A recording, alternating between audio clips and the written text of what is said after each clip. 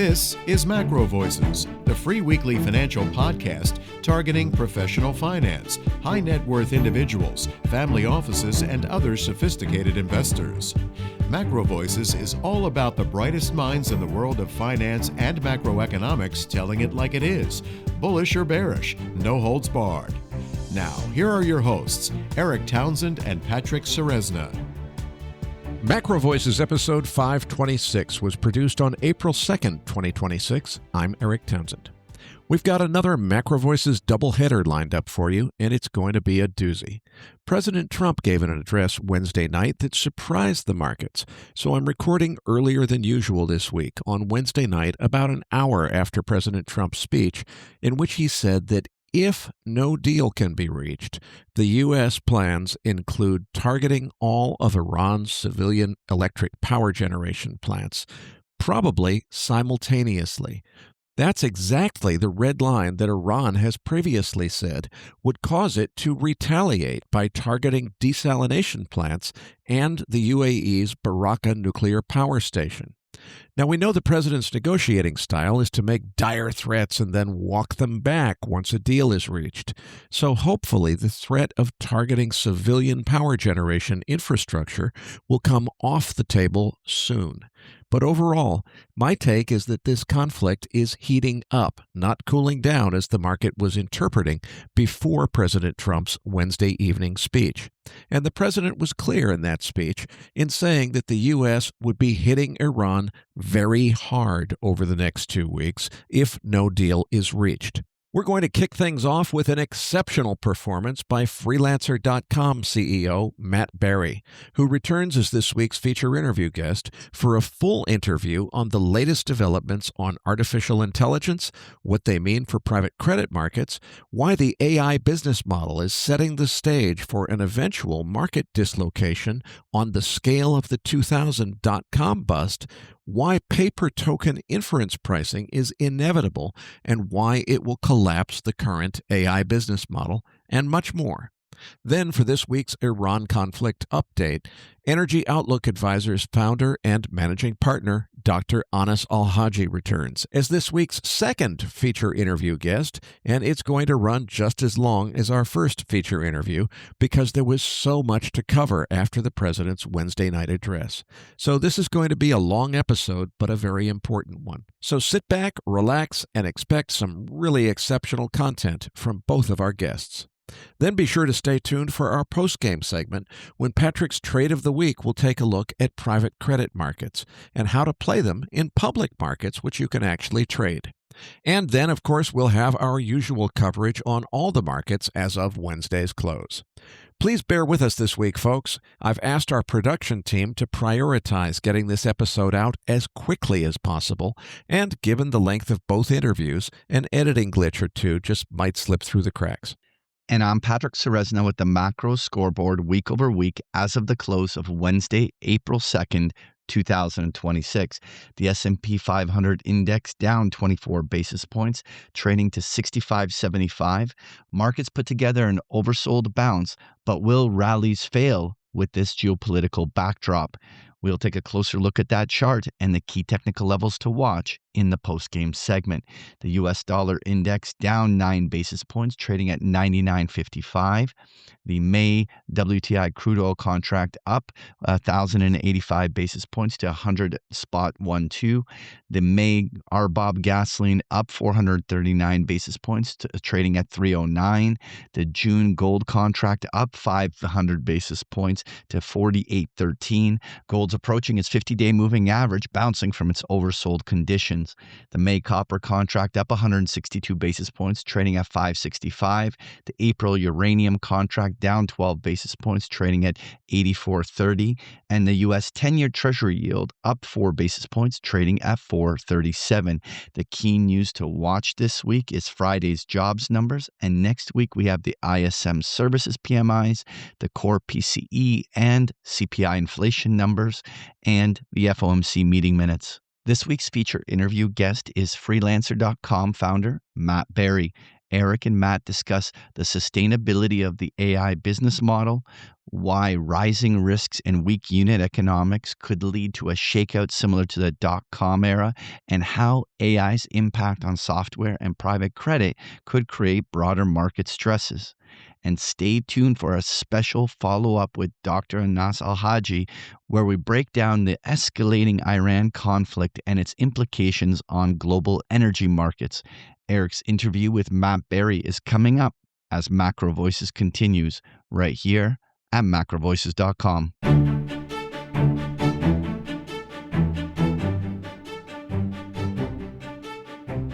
And now, with this week's special guest, here's your host, Eric Townsend.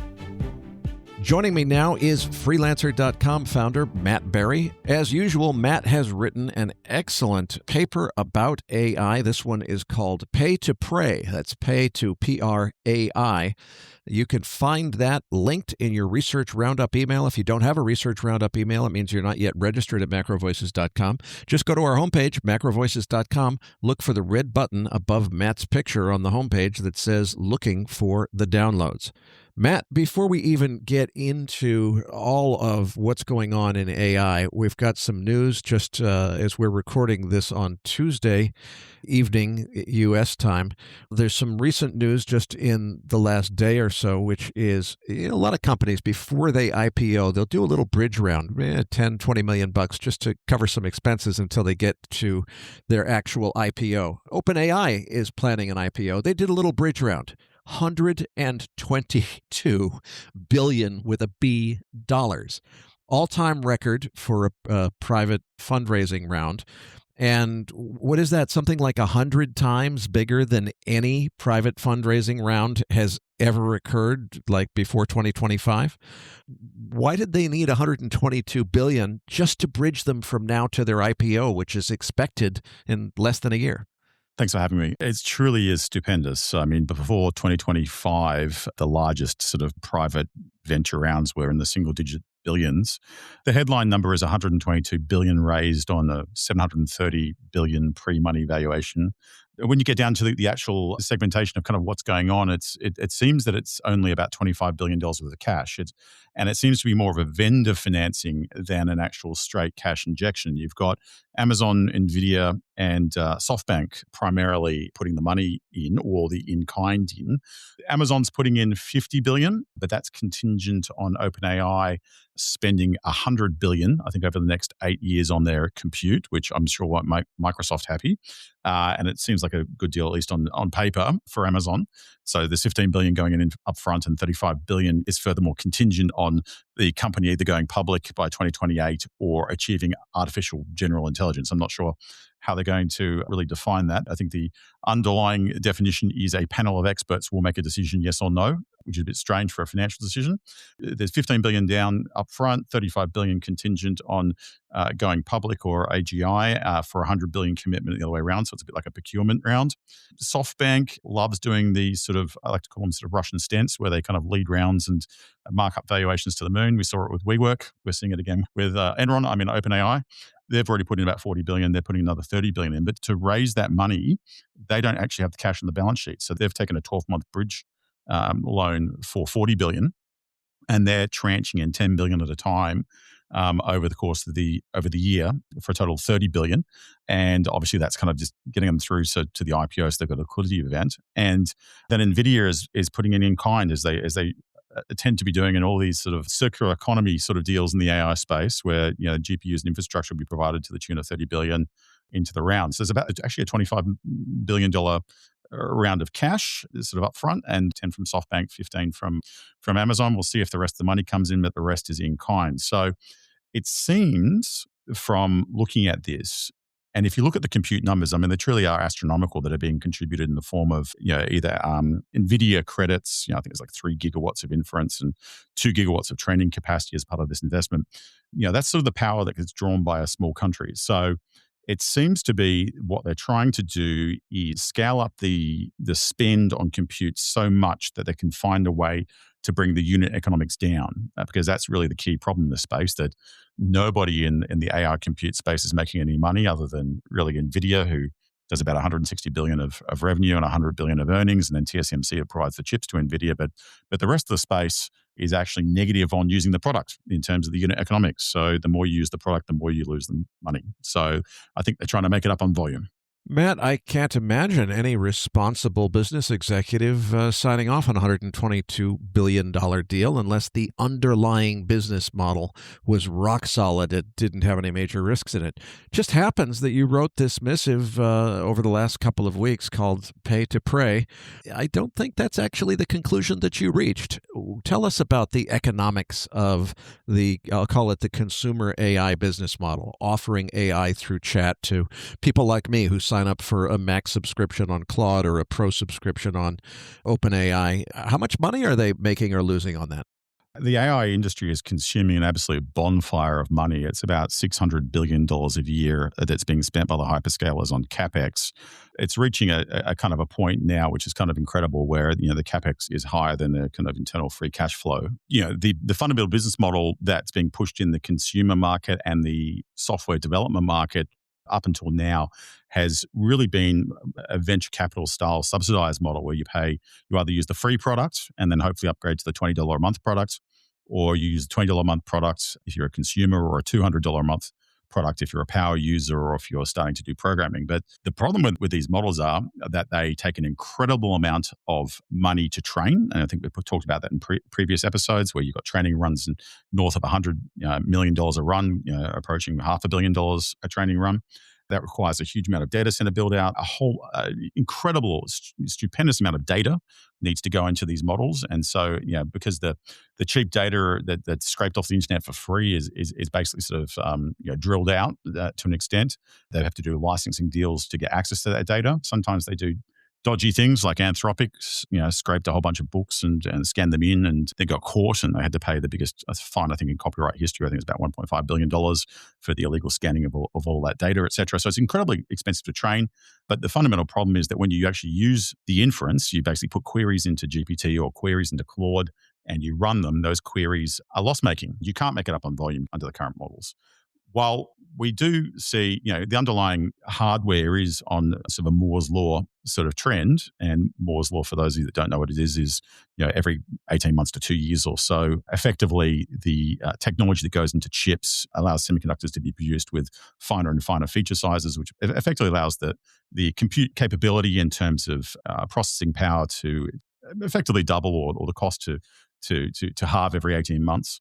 While you are riding on that sort of silicon Moore's Law trend, because the models are in such a brutally competitive environment where there's literally zero lock-in, there's almost zero switching costs. So I can, if one day ChatGPT 5 comes out, I'll switch to that. But then Claude 4.6 Opus comes out and that's better, I'll switch to that. And so there's nothing stopping me overnight, really, just changing the models because of the competitive environment and so forth. What the situation basically is that each generation of model is being rushed out to kind of get the top of the scoreboard, so that all the customers flock to that. And as a result of that, the actual amount of inference or tokens burned, if you will, per useful query with each generation of model, while the underlying compute is getting cheaper and cheaper in terms of what you can get done on the chips, the amount of inference you have to burn for a useful query is actually going up quite dramatically. And so you're actually not seeing a reduction in the cost of inference, you're seeing an increase. And that's before you consider the issue with energy and constrained build capacity for building data centers and power gear and all the other things.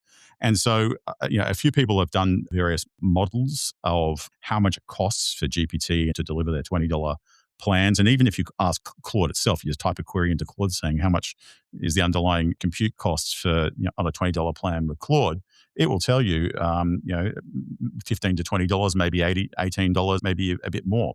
So effectively, there's no money being made on these $20 plans. And when you're a power user, you can burn up to several $100s on the $20 plan. And it gets even worse on these $200 plans, which are used by programmers now, because the nature of programming is you're streaming tokens almost forever.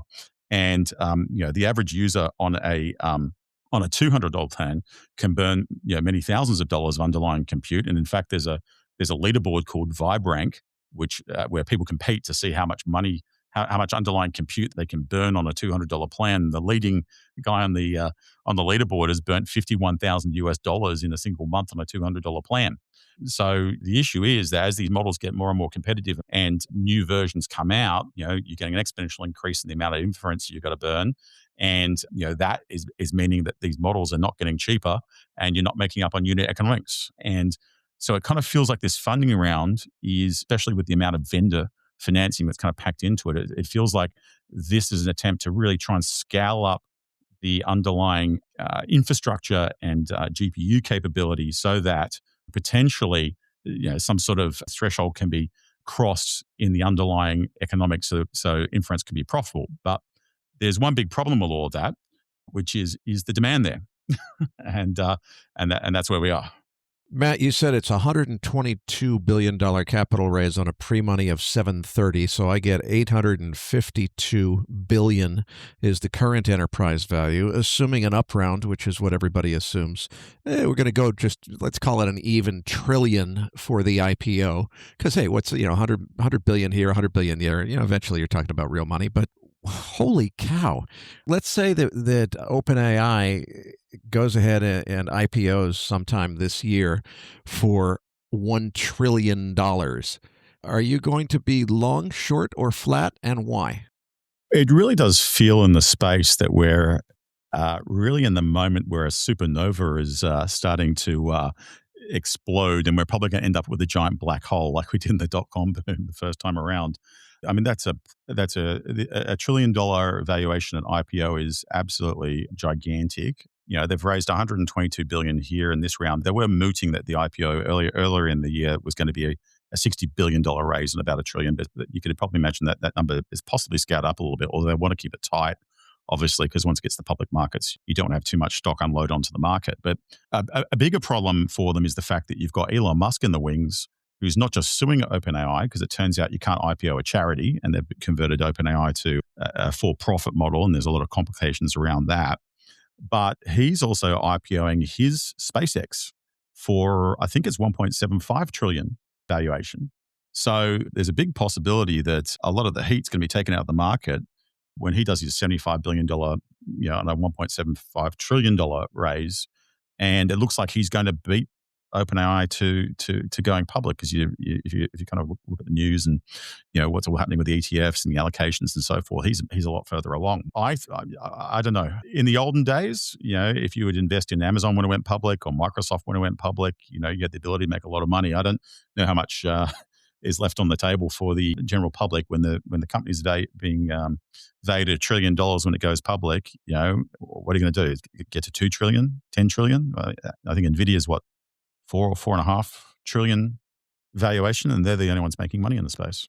Matt, the parallels between this and the late 1990s dot-com boom before the 2000 dot-com bust are just striking to me. And it occurs to me before I go on that we probably have listeners that weren't even born when that happened. So for anyone who's not familiar with what happened there, Wall Street became absolutely obsessed with the idea that the internet is going to be a really big deal. And the thing it's really important to understand about this is they got that call exactly right.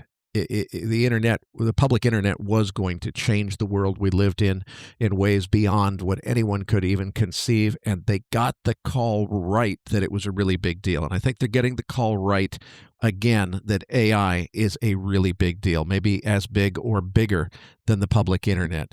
But the thing is, even though they got the call right, they started throwing money at dumb ideas without thinking, and it just turned into a complete frenzy. It seems like that's happening again here, but in the late 90s, it was every tiny little company that had .com in its name, and it didn't really matter whether they had a business model. It's different here. It's the big players, which frankly have a business model, but as you very eloquently explain in this excellent piece I recommend everyone read called Pay to PrAI, that business model isn't viable for the reasons that you just described, or it's not profitable or not likely to be sustainable.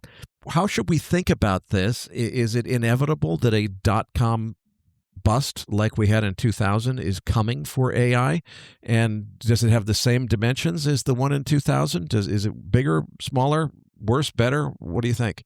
So if you think about the dot-com boom, and I was there actually in Silicon Valley in 97, 98, 99, 2000, I saw it all. There was a hypothesis the internet was going to be a big thing, and it turned out to be a enormous thing in terms of the benefits to humanity and society, and will continue to grow in terms of its applications. And AI is the same thing. AI is going to be absolutely transformative for humanity in terms of what it can do. At that time, a company whose valuation went through the roof was Cisco, and their tagline was "We network networks." We talked about it, I think, at last MacroVoices. Every time you plugged in a bit of the internet, you needed to have a router to connect up the network, and Cisco equipment was going to be everywhere. And why wouldn't it be the most valuable company in the world, right? And the same is with OpenAI. To an extent, you think, okay, they've got the best AI models. AI is going to be everywhere. Why wouldn't OpenAI be the most valuable company in the world? But then at the same time, you also had AT&T. And up until about 1996, AT&T had a 60% market share. It basically built the network, using Cisco equipment to connect up the world. You had three players in the market. And I think it was mentioned at the time by an analyst that they had margins that would make drug dealers blush. But the problem was that in 1996, the Telecommunications Regulation Act came in and deregulated the market. And then you started having fourth entrants and fifth entrants and so forth, and companies buying and selling capacity to each other, et cetera. And, when you started having the fourth entrant come in and competing on cost, the unit economics fell apart. And if you think about the AI compute space, well, Amazon had it pretty good up until the AI boom. I think its capex as a percentage of earnings was down to about 6% at one point. Now these hyperscalers are spending, the cloud computing companies are spending 60% of earnings on capex, over 100% of earnings on capex. They're spending $600 billion a year at the moment in terms of a run rate in capex, and it's hypothesized that by 2030, it's going to be $5.2 trillion of capex, right? Now, when you just had Amazon, really dominating in terms of a cloud, it was sitting pretty, and I think it had about a 60% market share. Now you've got Microsoft who's taken over, and they're a market leader, and so forth. Now you've got entrants such as Oracle that's competing on price, and you've got CoreWeave and the neo clouds, and the unit economics are starting to look a little bit shaky. And then you had a big bust in the dot-com bust, where all these companies had money being thrown at them. You're seeing that right now. Any company that kind of has AI in its business plan is getting these stupid seed rounds in the hundreds of millions of dollars. I remember when seed rounds were hundreds of thousands of dollars. Now they're hundreds of millions of dollars.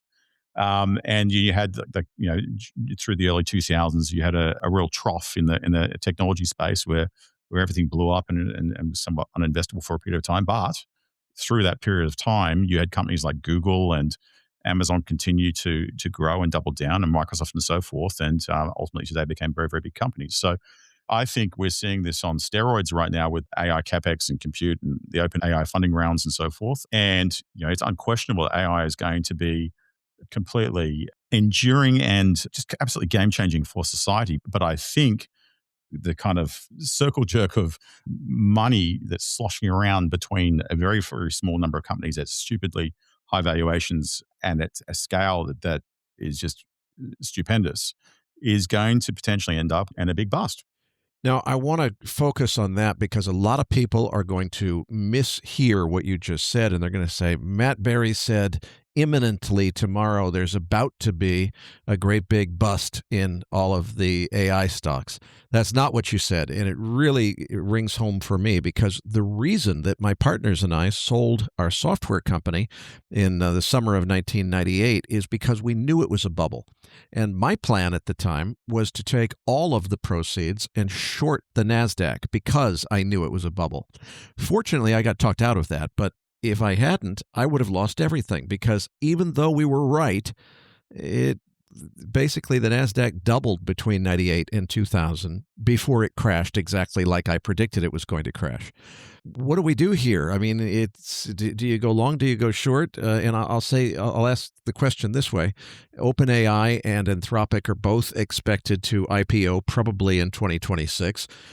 When they do, is it time to go long or is it time to go short? Because, I could make either argument. It seems to me eventually you want to be short, but how do you time that? That's the trillion-dollar question, right? You got SpaceX going public, which obviously has Grok and X.AI within it. You've got Anthropic going public, and you've got OpenAI going public. That's why I think it feels like a bit like a supernova. So you will end up with a big bang in one way or another. I mean, I think the issue is going to be, that some of these valuations, like the OpenAI valuation, is kind of predicated on the fact that it's going to capture an enormous amount of value out of the world in order to justify these valuations. These funding rounds are so large and the valuations are so high that you need to pitch a revenue line that matches them. And at the moment, OpenAI is doing about $2 billion a month in revenue. I think it's at a run rate of about $25 billion. I wish they do. You stop using the word run rate, because I think you've actually got to recur once before you can call something annual recurring revenue. So it's doing about $2 billion a month of revenue, losing $14 billion this year. I think the burn rate that came out today is expected to lose $70 million a day this year, scaling to $156 million a day lost next year. But in order to cross the valley of death and get to the promised land, they've got to show a business model that makes sense. And I think what their business model is twofold. One is that they're going to take a substantial amount of white-collar jobs away from humans. Some substantial percentage of jobs in the world are going to go to AI, and that's kind of the top-line revenue number. And then in terms of generating earnings out the other side, the justification is that the infrastructure that's being contributed as part of this $122 billion round is at such a scale that only OpenAI will have the unit economics that will make the inference profitable. So in combination with taking everyone's job and having the only infrastructure that can run this sort of stuff profitably, I think that's the argument for justifying these sort of trillion-dollar valuations. Now, I don't think OpenAI is going to capture, for example, hypothetically, the value in the AI-powered drug discovery market any more than AT&T captured the value of the iPhone, right? The underlying technology, phenomenal. But as Ilya Sutskever said himself, who was one of the founders of OpenAI, that you can just read 40 academic papers and 95% of what's out there in AI is published in the public domain. And that's why every couple of weeks, there's a kind of a new foundational model that's top of the leaderboard. And every once in a while, there's a team of people that you have never heard of, the 160 engineers in the room in Hangzhou, like DeepSeek, that comes out of nowhere and suddenly leads in the leaderboard, because it turns out that there's no sustainable competitive advantage in the underlying foundational models. And what you do need, though, is you need access to data. Those data sets are now kind of out there and public, or in the case of the Chinese, they probably don't care too much about copyright, so we'll always have a sustainable competitive advantage. And I think there's an incredible and tremendous opportunity in AI, but it's probably not going to be in these models that haven't really figured out what the business model is. Matt, I think there is a very distinct difference between this scenario and the late 90s to 2000 Dotcom story, and that is this. Let's say we don't know whether it's 97, 98, or 99 right now, but we know that March of 2000 is coming at some point. There's going to be a washout in this commercial AI space where they just realized that the business model wasn't sustainable, and it all starts to fall apart. Well, what happened in the dot-com bust is we went a good solid couple of years of kind of a technology recession where there wasn't a whole lot of progress on the public internet because we had to basically shake that malinvestment out of the system, get back to efficient capital allocation, and then after 2002, 2003, things started to really take off again.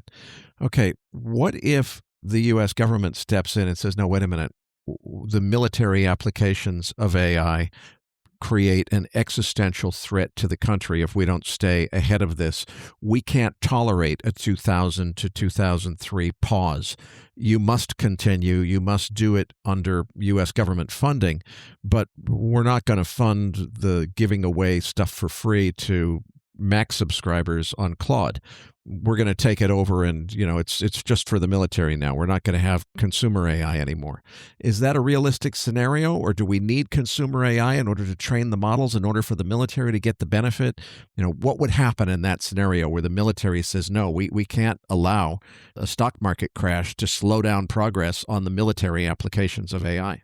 I don't think it's realistic that we're not going to have consumer AI. I mean, the Chinese are open sourcing their models, and in fact, they've got their strategy to open source both the software and the hardware. And there's been previous leaks of Meta's Llama and so forth. I think the interesting thing here is that it won't be the government stepping in. I think that there's one big company that's kind of been sitting in the wings that has a god awful AI product, and it's in everyone's pockets, and that's Apple and the iPhone. I think in our last chat, we talked about how goddamn awful Siri is for supposedly being your original chatbot AI assistant, and we hypothesized it will continue to be awful in the next year. And here we are, and it continues to be pretty bad. But they've kind of avoided this whole getting sucked into this whole capex bonfire.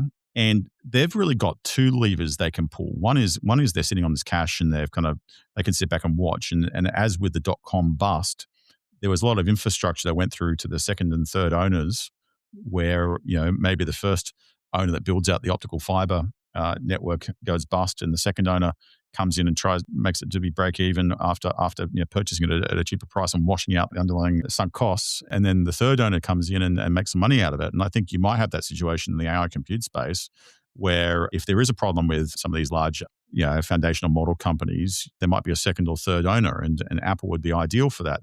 At the same time, what they've been doing is they've been putting in some AI silicon into their products. And a lot of this compute that's currently being done in data centers, by OpenAI or by Anthropic, et cetera, is going to go to the edge. And it's going to go to the edge for a variety of different reasons. One is that you don't want Sam Altman training on your data. And we've talked about before that I think an emperor has no clothes moment is heading into SaaS, where I think large enterprises are start thinking to themselves, what, I don't want my data in Google Drive and Gmail. It might get trained on.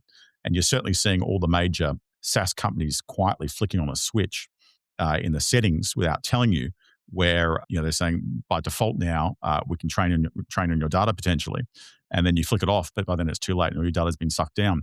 So a lot of that compute is going to go to the edge. It's going to go to on-prem, in the enterprise on compute devices. So it doesn't go into the cloud. It's going to be on your phone.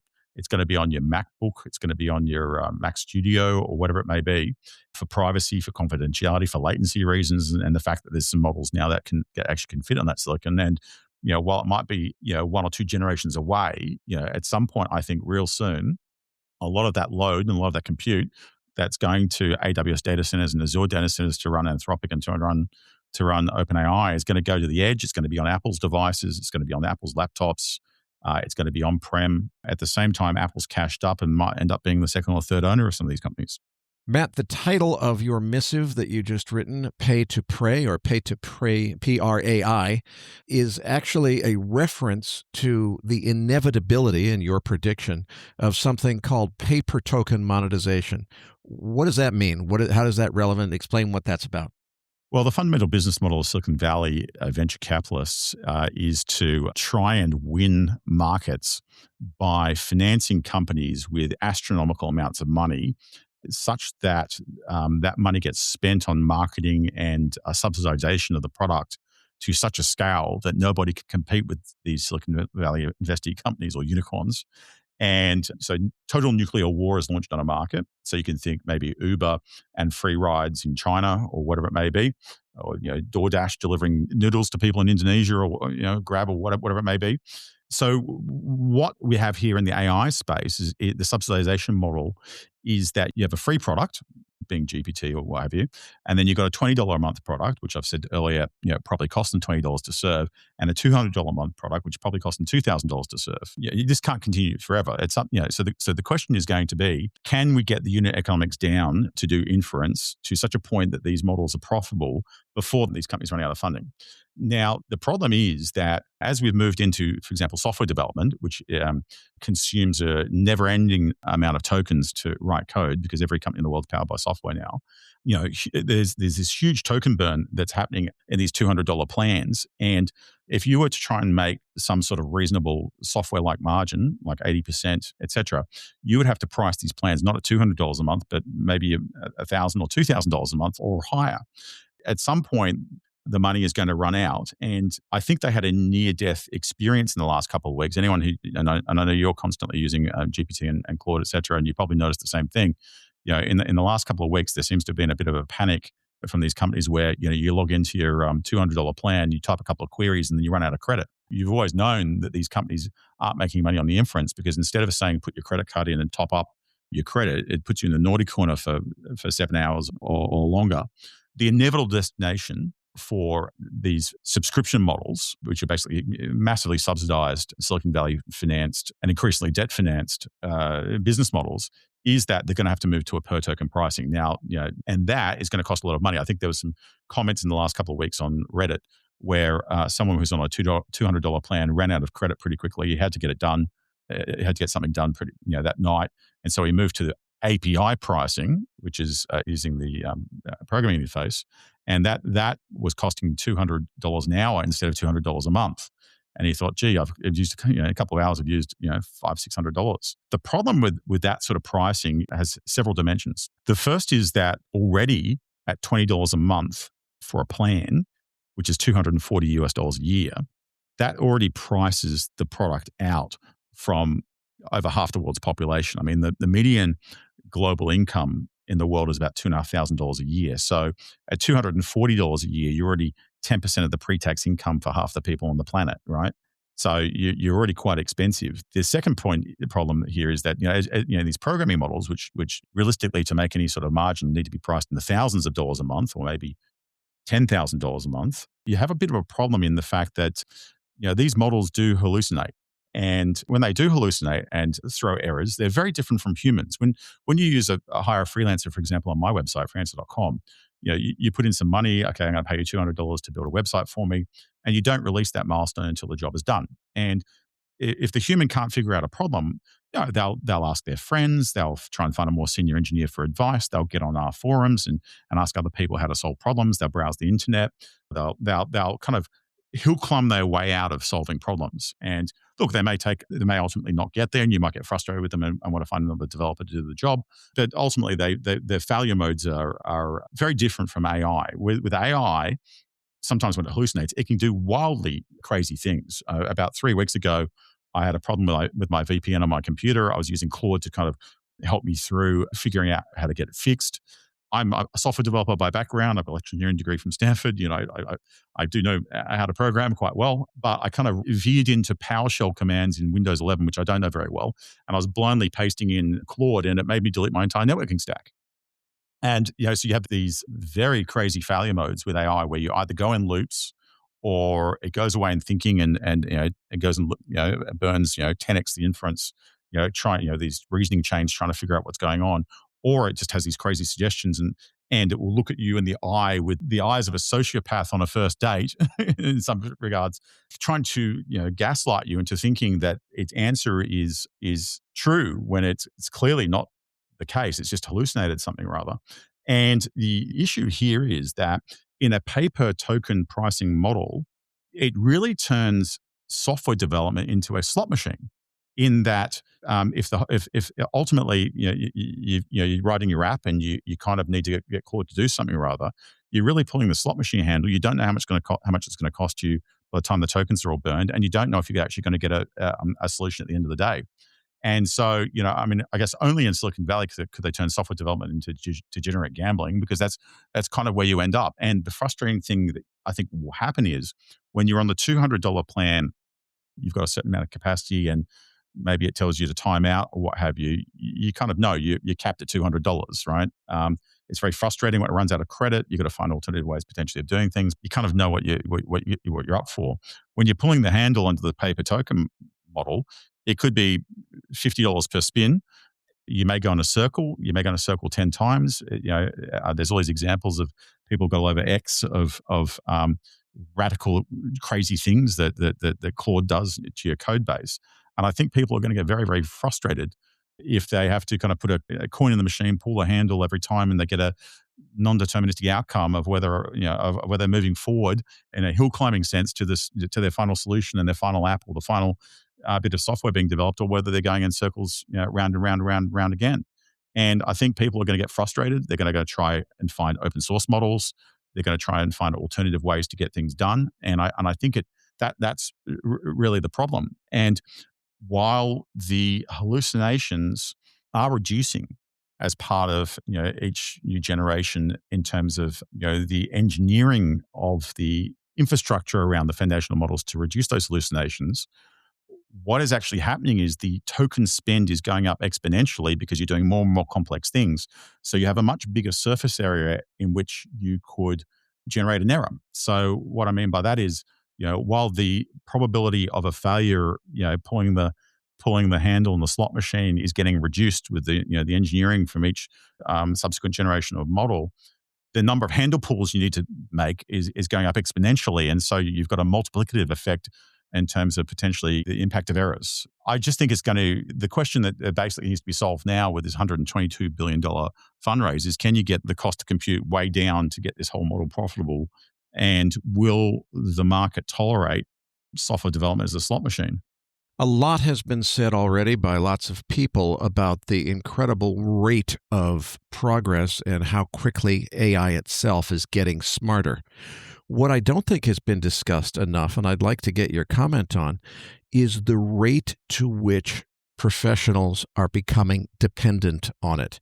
I think more than, this, it's more addictive than cocaine. I remember our first interview on AI when ChatGPT had just come out, and I remember thinking to myself, boy, Matt's really into this stuff. To me, it's a novelty, but I don't think I'd ever actually pay $20 a month for it. I mean, it passed a Turing test, big deal, but I don't think I'd ever buy a subscription.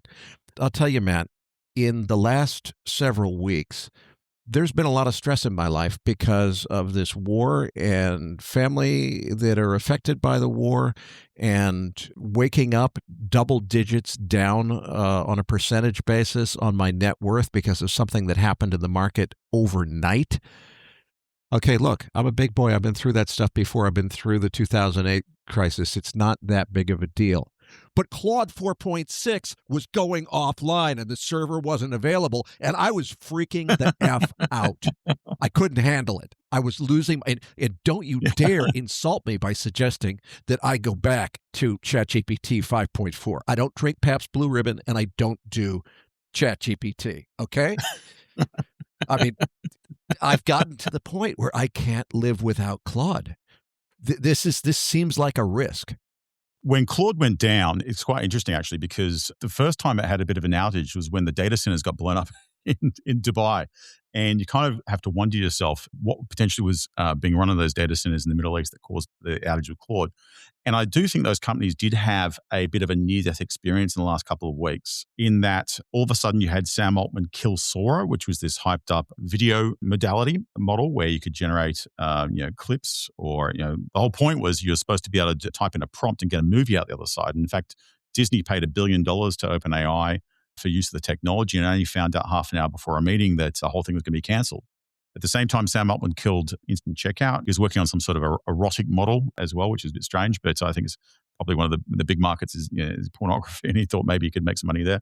He killed that as well. And at the same time, Claude had these big changes in terms of how they did the plans, and they were giving out extra tokens in off-peak, but in peak they'll kind of cutting you back, et cetera. And then ultimately, it seems that they've cut back a lot of the token budget you get in these models, and on the path to this sort of PrAI, paper token sort of business model. So I do think they all had a bit of a near-death experience, and that near-death experience obviously is what I was feeling, what you've been feeling when you kind of see these models, you start using them going, gee, is my access going to start getting restricted? We'll have to pay a lot more money. We'll have to add a zero to my monthly subscription. What I'm going to have to pay per query. What's going on? And then, of course, you've got this financing round, which is less cash and more infrastructure, and perhaps it's a way to kind of help the company kind of limp towards IPO. So there's liquidity event. So the original investors can kind of make a bit of a return. It turns out that this whole it's pretty funny that this whole AI compute space is predicated on $600 billion a year of capex, which is incredibly energy intensive, when at the same time you're bombing an area where 48% of the world's energy is, and you're relying on energy being cheap in order to have this AI boom work. Let's move on to private credit. There's a lot that's been said as a lot of private credit funds are gating investors, that this is AI driven, or it's related to Claude Code specifically, creating fears that software companies would no longer be profitable. And I have a hard time with this one because This sounds like the claim I remember hearing in the 1970s when supposedly the introduction of the Hewlett-Packard electronic calculator was supposedly going to put every accountant out of business and create vast unemployment of bookkeepers and so on and so forth. And it was the exact opposite. It created more productivity. It seems to me that Claude Code just gave the software industry the biggest productivity boosting tool that they've ever had. And that's the reason that private credit is blowing up. Is that really right? Am I missing something? Well, I mean, there's a few things going on. First of all, these funding rounds are getting too big for equity. So, as we saw with 122 billion and all the infrastructure, the vendor financing in there. And so you've increasingly, these companies are turning to debt. Even Meta had to go and get 30 billion from Blue Owl not so long ago in order to fund data centers because they can't do it off the balance sheet anymore. And the numbers are starting to get too big for equity raising. So they're borrowing the money. And not just are we seeing record equity rounds, we're seeing record debt rounds. That Blue Owl financing of Meta was the biggest private credit round ever. The problem is that private credit in these portfolios has got SaaS businesses. And one of the big pitches that these AI compute companies has is that SaaS is dead, which is kind of ironic when ChatGPT on a $20 a month subscription is a SaaS business. So it's kind of funny that they're saying SaaS is dead when they actually are SaaS business themselves. But there's been some warnings that have come out around these private credit portfolios that pack in the AI debt as well as the SaaS debt because AI is actively pitching the future of these SaaS companies will be eroded by the fact that AI is coming. So it's causing some instability in the private debt markets. And of course, what else is causing instability is rising interest rates in an uncertain world and a war in Iran, amongst other things. Matt, speaking of data centers blowing up, let's talk about the Iran conflict, its connection to AI, and particularly in your latest missive, you expressed some concerns that there's a risk that potentially this Iran conflict kind of pulls the rug on the whole AI business model. What do you mean? What's going on? Well, this is where the fifth industrial revolution meets the Islamic revolution, right? A lot of the financing for AI has come from the Middle East. And you can imagine now if you're Saudi Arabia or you're the UAE and you have a fiduciary duty to protect your nation and your citizens and your economy, are you going to be putting it into hyper rounds of Sam Altman's highly inflated valuations, or will you spend it on defense, energy, rebuilding your civilian and industrial infrastructure, and potentially going to war to fund an army? It's quite problematic when, you've got a country that sits right in the middle of, 48% of the world's energy infrastructure, controls a strait where 21 million barrels of oil goes through every day, that can fire $20,000 drones at scale into anything within a 2,000 kilometer range and migrate not just your data centers in the region, but potentially your energy infrastructure into the cloud, literally in a puff of smoke.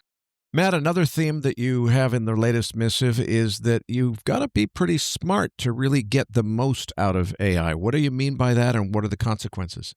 When I look at deep down at kind of what's happening in the space, I mean, despite you've got a conflation of a few things happening right now. You've got the AI companies trying to justify these huge valuation rounds, and they're doing that by saying they're going to take away a lot of the world's work. Then at the same time, you've got sort of mass layoffs happening in the market with Block today with Oracle. I don't know if you saw overnight, but Oracle has announced 18% of their workforce has been cut, et cetera. And so you would not be surprised that the general market has kind of conflated these things and thinking that AI is taking people's jobs away. Now, I see AI instead as a tool. It's a very, very powerful tool. But it's a productivity tool, much like the world was, when you went to work and there was no computer on your desk, and then you went to work and there was a computer at your desk, or you didn't have mobile phones and you have mobile phones, or you didn't have the internet and then you have the internet. Yes, there is incredibly disruptive and transformative time, and some jobs are lost, but just like pretty much all forms of technology, more jobs are created over time. And what I mean essentially by you've got to be smart to use AI is, AI is a power tool, and so is a chainsaw. Right? You give a chainsaw to a carpenter and they can do a skilled carpenter and they do amazing things. You give a chainsaw to a novice and you can cause all sorts of problems, right? And so what I'm observing, both across my platform as well as within my engineering team, is the the people who are benefiting most from AI are the ones that are highly skilled and intelligent and know how to use the AI. And they're seeing productivity gains, which are astronomical. They're seeing, double to triple their productivity, and you can measure that in different ways in terms of what they're achieving. And then as you go down the skill level, you do, it is a rising tide lifts all boats. So if you are an average copywriter, you can now be a good copywriter. If you're an average illustrator, you can be a good illustrator using these various tools. I make a joke, if you're an average programmer, well, you certainly are a confident programmer now using these tools. But to really get the best out of them, the people who are highly skilled are the ones that are really, really driving the outcomes. And I see that, for example, with your work and what you do, writing these missives and books and so forth. And so I think just like technology has over time created a bifurcation in society where you have the people who are skilled and can create technology, and that's where all the wealth flows. And that's why you see these companies with huge valuations and the ultra high net worths in the technology industry. And then you see a general deterioration at the low end of society. I think this is going to drive even further to an extent. People who really, really know to use AI well are going to capture incredible opportunities in all sorts of different market segments where they can control that customer interface. Well, I definitely agree with you. I just finished a writing project, or I should say Claude and I just finished a writing project that was considerably bigger than writing my book, Beyond Blockchain. It required a lot more research because Beyond Blockchain was just my own opinions. It was a lot to it, and Beyond Blockchain took me more than 3 months. This project took me less than 2 weeks, and it's just amazing how much you can accomplish. Although you definitely, as you say, it takes some skill to learn how to manage context window exhaustion and recognize symptoms of it occurring and so forth. So I couldn't agree with you more. It kind of scares me though, Matt, because I think one of the biggest problems that society faces in the mid-2020s is the K-shaped economy, the tendency that the rich get richer and the poor get poorer. It sounds to me like AI really is going to exacerbate that, in the sense that the smartest people are going to really benefit in productivity from AI. They're going to be a whole lot smarter and more capable than they used to be. One guy will be able to do the job of 10 or 12 guys. But the 10 or 12 guys that weren't that bright and really didn't figure out how to recognize the symptoms of context window exhaustion in their LLM, I think it really does take their jobs. And it seems to me like this could become the basis for deeper division in society. So, Matt, I want to ask you this, because as the CEO of Freelancer.com, and for any listeners who aren't familiar with Freelancer, it's basically a marketplace where people can hire independent workers, whether they be high-end expert consultants in their field who are the leaders of their field, or if it's just a guy who will design a logo for you for $5. You can hire all those different people on Freelancer. Matt has a very unique perspective on AI because, first of all, he's running a company that uses AI, so he leads an engineering team that's building AI-based solutions. But some of the people that his customers are hiring are AI experts that are helping companies to implement AI at a corporate level. And then some of the more mass freelancer, larger group of graphic designers and people that are making logos and so forth are users of AI that are leveraging their logo design contests and all that. So Matt sees all of these different dimensions of different people using AI in different ways, corporations and organizations adopting it versus an individual guy in Indonesia who's just trying to make a buck as a graphic designer suddenly becoming much more productive and being able to work in different languages that he doesn't even speak. So Matt sees all of these different dimensions. Matt, from that vantage point that you have, what would you say are the top 3 things that you've become aware of that the average person who can't see all that stuff probably wouldn't think of? The amazing thing is we're going to see the ability for you to get things done that you could never possibly think of before, right? Rather than just getting a website built, you get a whole business built. The ability for, I think we're going to enter a whole new world of explosive entrepreneurship where now, you really just need to have an idea to start a company, and the ability for you to be able to execute on that using both AI and also accessing humans' powered by AI. It will be unprecedented. You'll be able to do it at a cost that's cheaper than ever before. So we're going to, I think, enter an explosive period of hyper competition. And thanks to the internet and the ability to distribute products or services over the internet at scale so quickly, if you've got a great idea, that great idea can take off and you can make $1 billion faster than any time ever in history before. So I think it is an incredible time. I certainly haven't seen as yet the complete replacement of someone in a job. I don't know. If you ask around, does anyone know any graphic designers that completely lost their job? Where the dislocation will occur is where you've got highly parallelizable workflows where you've got thousands of people or hundreds of people doing the same job. So maybe in a call center where there might be 10,000 people or 1,000 people in a call center doing the same workflow, which is customer support, answering of phones, etc. With AI, you'll be able to take it from 1,000 people down to maybe 100 people. If you've got 30 junior lawyers drafting legal agreements in a room, maybe you'll be able to take it down to 13 people in a room. But I don't see, because of the way AI works and goes in circles and the failure mode and the fact that as you burn more tokens, you've got more chance, even though the unit rate of errors goes down, the fact you're burning all these extra tokens means that ultimately an error becomes more catastrophic and in a way that a human never would make an error. What that means is that I think the ultimate combination is humans and AI. I think it's probably one of the greatest productivity tools known to man, and I think it's going to open up a whole amazing golden age of building and creating businesses and hyper competition. Well, Matt, I can't thank you enough for a terrific interview. Before I let you go, you run Freelancer.com, a public company that trades under ticker symbol FLN on the Australian Stock Exchange. Tell people who are not familiar with it what Freelancer does and how to follow your work. Your latest piece, again, it's linked in the Research Roundup email. It's published on Medium. It's called Pay to PrAI. You write quite a bit of interesting stuff. For people who want to follow your work and learn more about Freelancer.com, tell us about it. Well, we run the world's largest cloud workforce. So there's about 87 million people in that marketplace. We can do any job you can possibly think of, from $10 jobs to $10 million jobs. The mainstream jobs are things like build me a website or build me an app or basically help me start a company or grow my company. The biggest things we run, we've got a Moonshot Innovation Challenge program at the high end where we help all sorts of US government departments and enterprises around the world solve scientific and technical challenges. So, give us your hardest scientific or technical challenge and we'll solve it, or you don't have to pay the prize out. So the biggest thing we've got running right now was a $7.5 million gene editing challenge for the central nervous system of humans, which we're doing for the National Institute of Health and also working with NASA.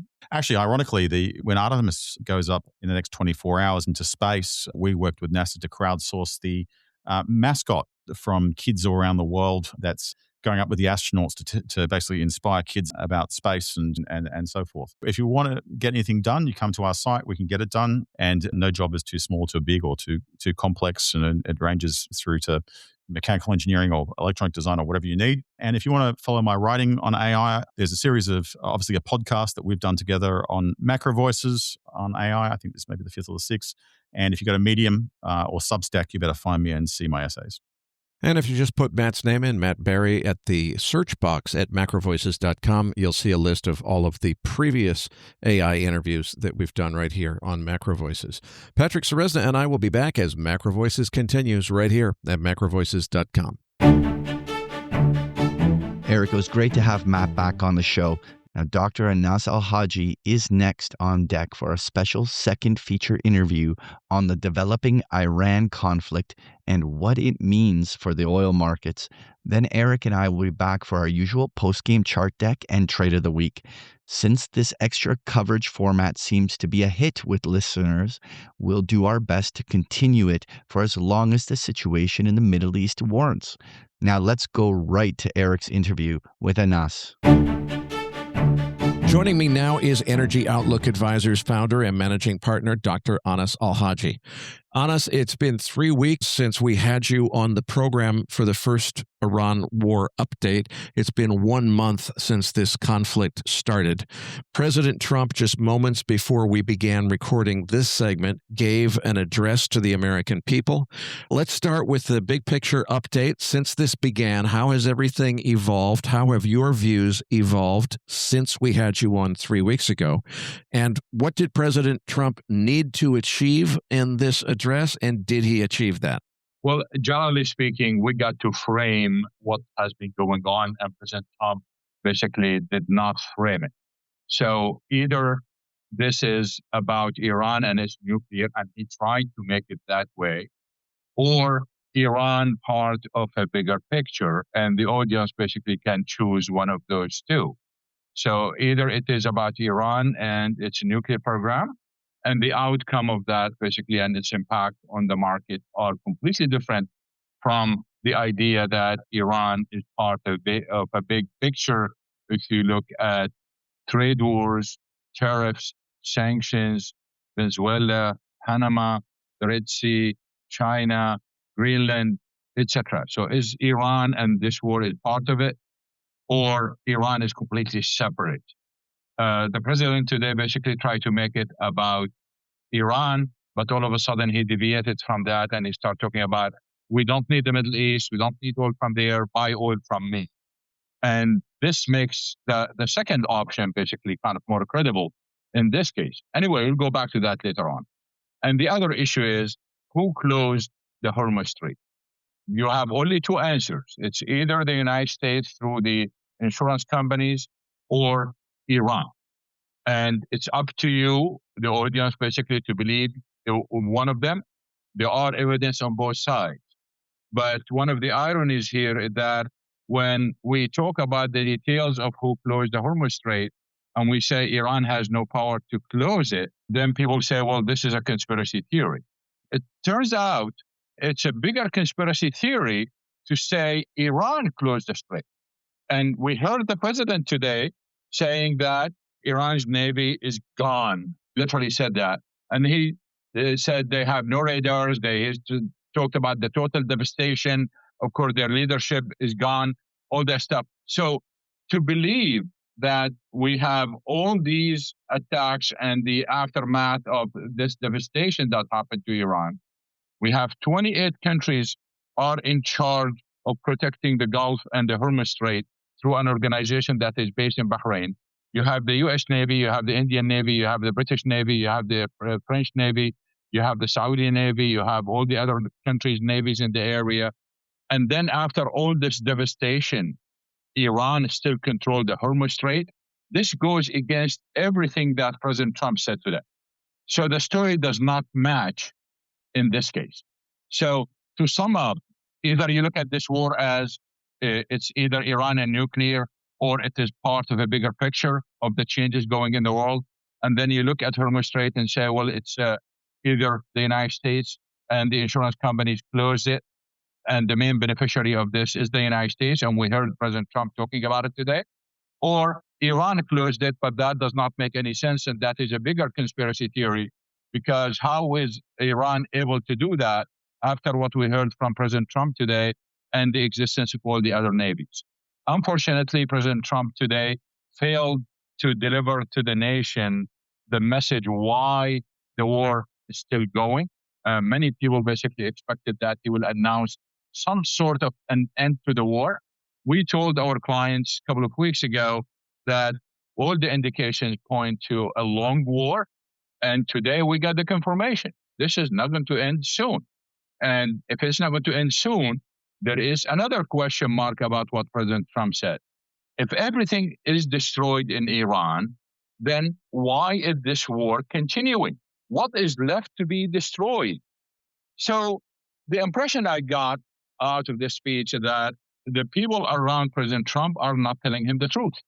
And he is living in his own ivory tower without looking at what's going on in reality.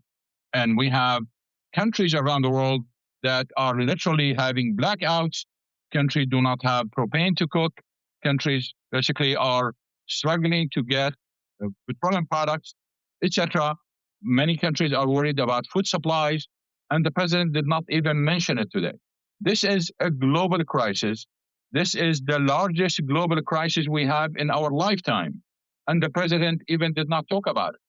And he did not explain to the American people why this war is still going until now. If everything is destroyed, why the war is not ending? Anas, who is actually in charge in Iran and calling the shots? Because we've seen so much conflicting news in the last few days. President Trump, before this speech, had said very clearly in his Truth Social posts that what the speech was likely to be about is that Iran had requested a ceasefire and that Trump was likely to agree to that ceasefire. Now, apparently trying to preempt this speech, the guy who is still technically the president of Iran, although the president is not really the head of state who's in charge in Iran, it's really the supreme leader who calls the shots. But this guy who is the president issued a letter to the American people in which he says, look, we don't want any ceasefire. We would not agree to a ceasefire. We want the war to be completely over, and we won't accept any end until we have a promise of no further attacks.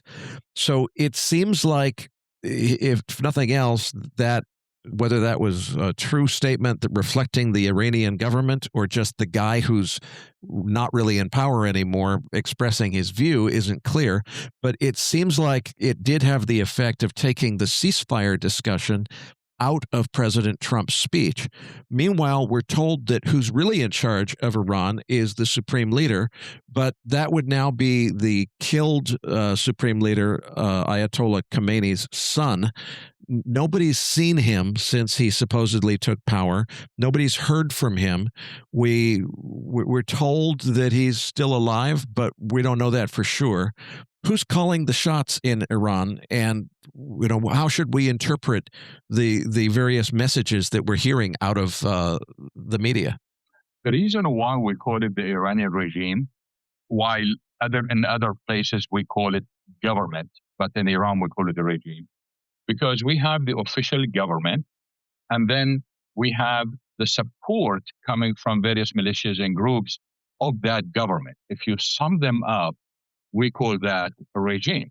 So the Iranian Revolutionary Guard are not part of the government, but once you put them together, they become a regime. And what we've seen historically is that there are, of course, differences between the government itself, the official government, where you have prime minister and you have president and you have a foreign minister. They are more diplomatic, while most of the military actions and the attacks and everything else comes from the Revolutionary Guards, who are not part of the government. So historically, we've seen that division. But even within the Revolutionary Guard, they are not really one unit. And what happened is that after the killing of most of the leadership, including Ayatollah Khamenei, who is the religious leader, they decided to, at least for a short period of time, to work independently. So they told them, okay, we have no leadership at this stage. So every group, you are on your own. So we've seen various groups basically acting on their own, attacking on their own, based on their location, based on their beliefs, based on whatever their leaders basically believe about other countries. So we've seen attacks on the Gulf nations. We've seen more attack on some relative to the others, etc. And then the foreign minister came in and said, we know nothing about it. Probably he is right, because there were completely disintegration of the system, at least for that period of time. At this stage, it is very clear that the Revolutionary Guard basically took over the government.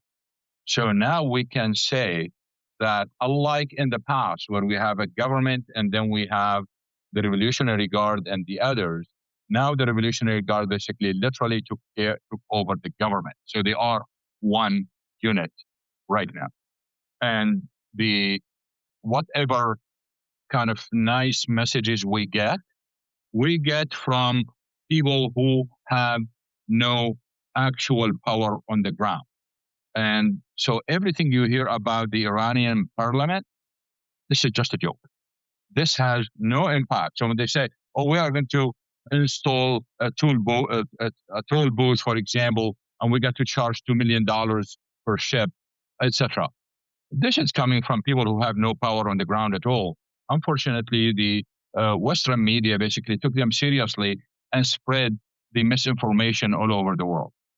But they have no power. And speaking about Iran's ability to charge for it.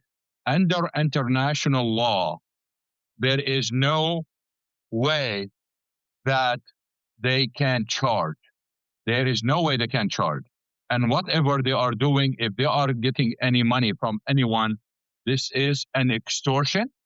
And the funny part here is, if there are governments that are literally cooperating with Iran and paying them so their ships can pass, so we are talking here about Pakistan, we're talking about India, we're talking about Malaysia, and probably others, why President Trump is not mad at them?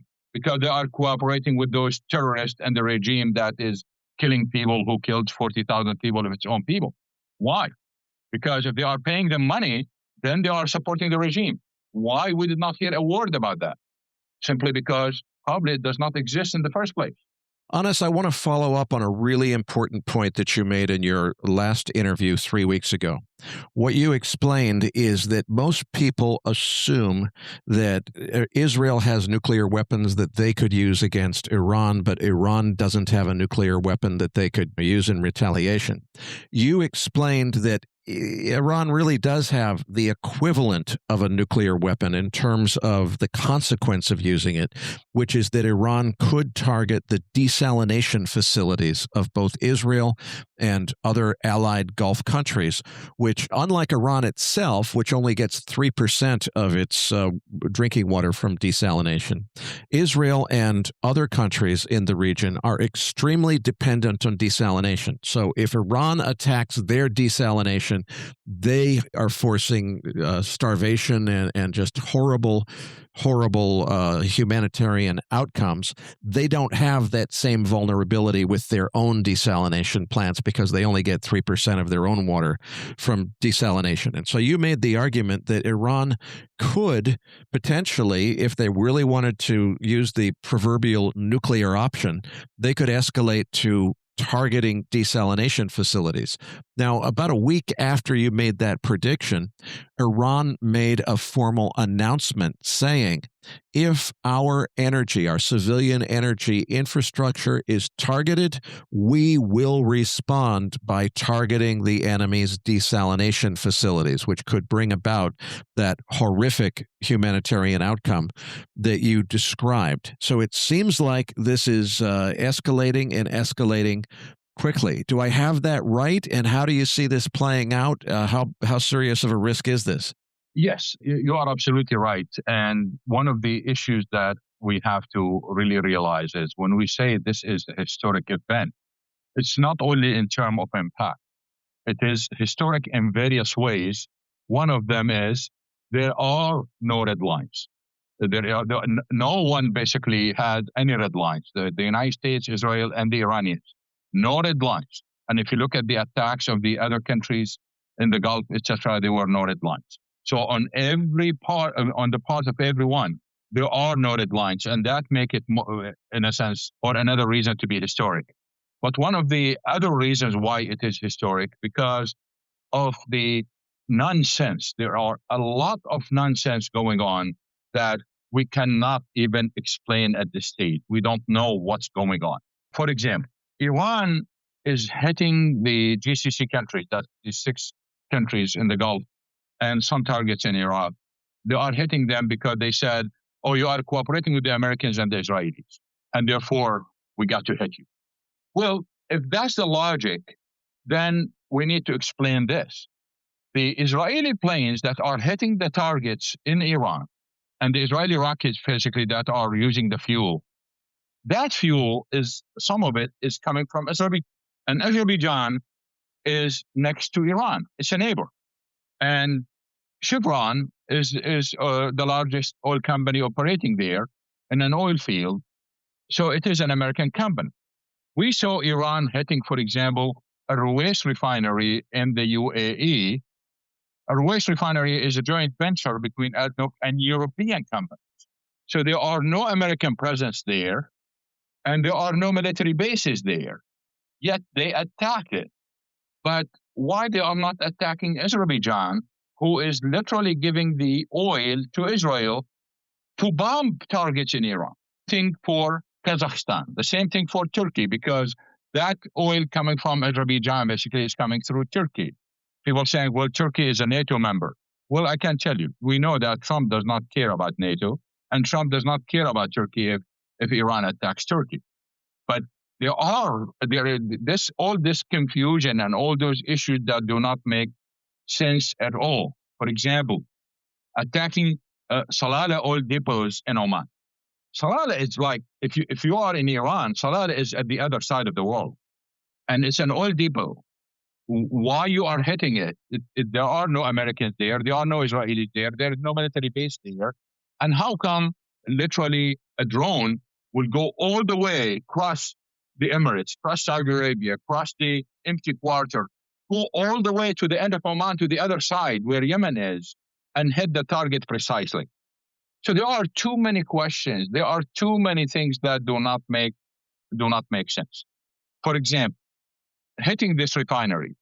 If Hormuz Strait is closed and the refinery cannot export, why you are wasting ammunition? Why you are wasting drones or rockets to hit it while the refinery basically is useless? Why hitting a tanker like the Kuwaiti tanker yesterday that's been in the same place for a month? It's 200 miles away from Hormuz Strait. It cannot go away. It cannot go through the Hormuz Strait. It's not even moving. Why hitting it while you know it's not going to go anywhere? And was it a mistake? Was the objective something else? Whatever the case is, there are too many questions that have no answers.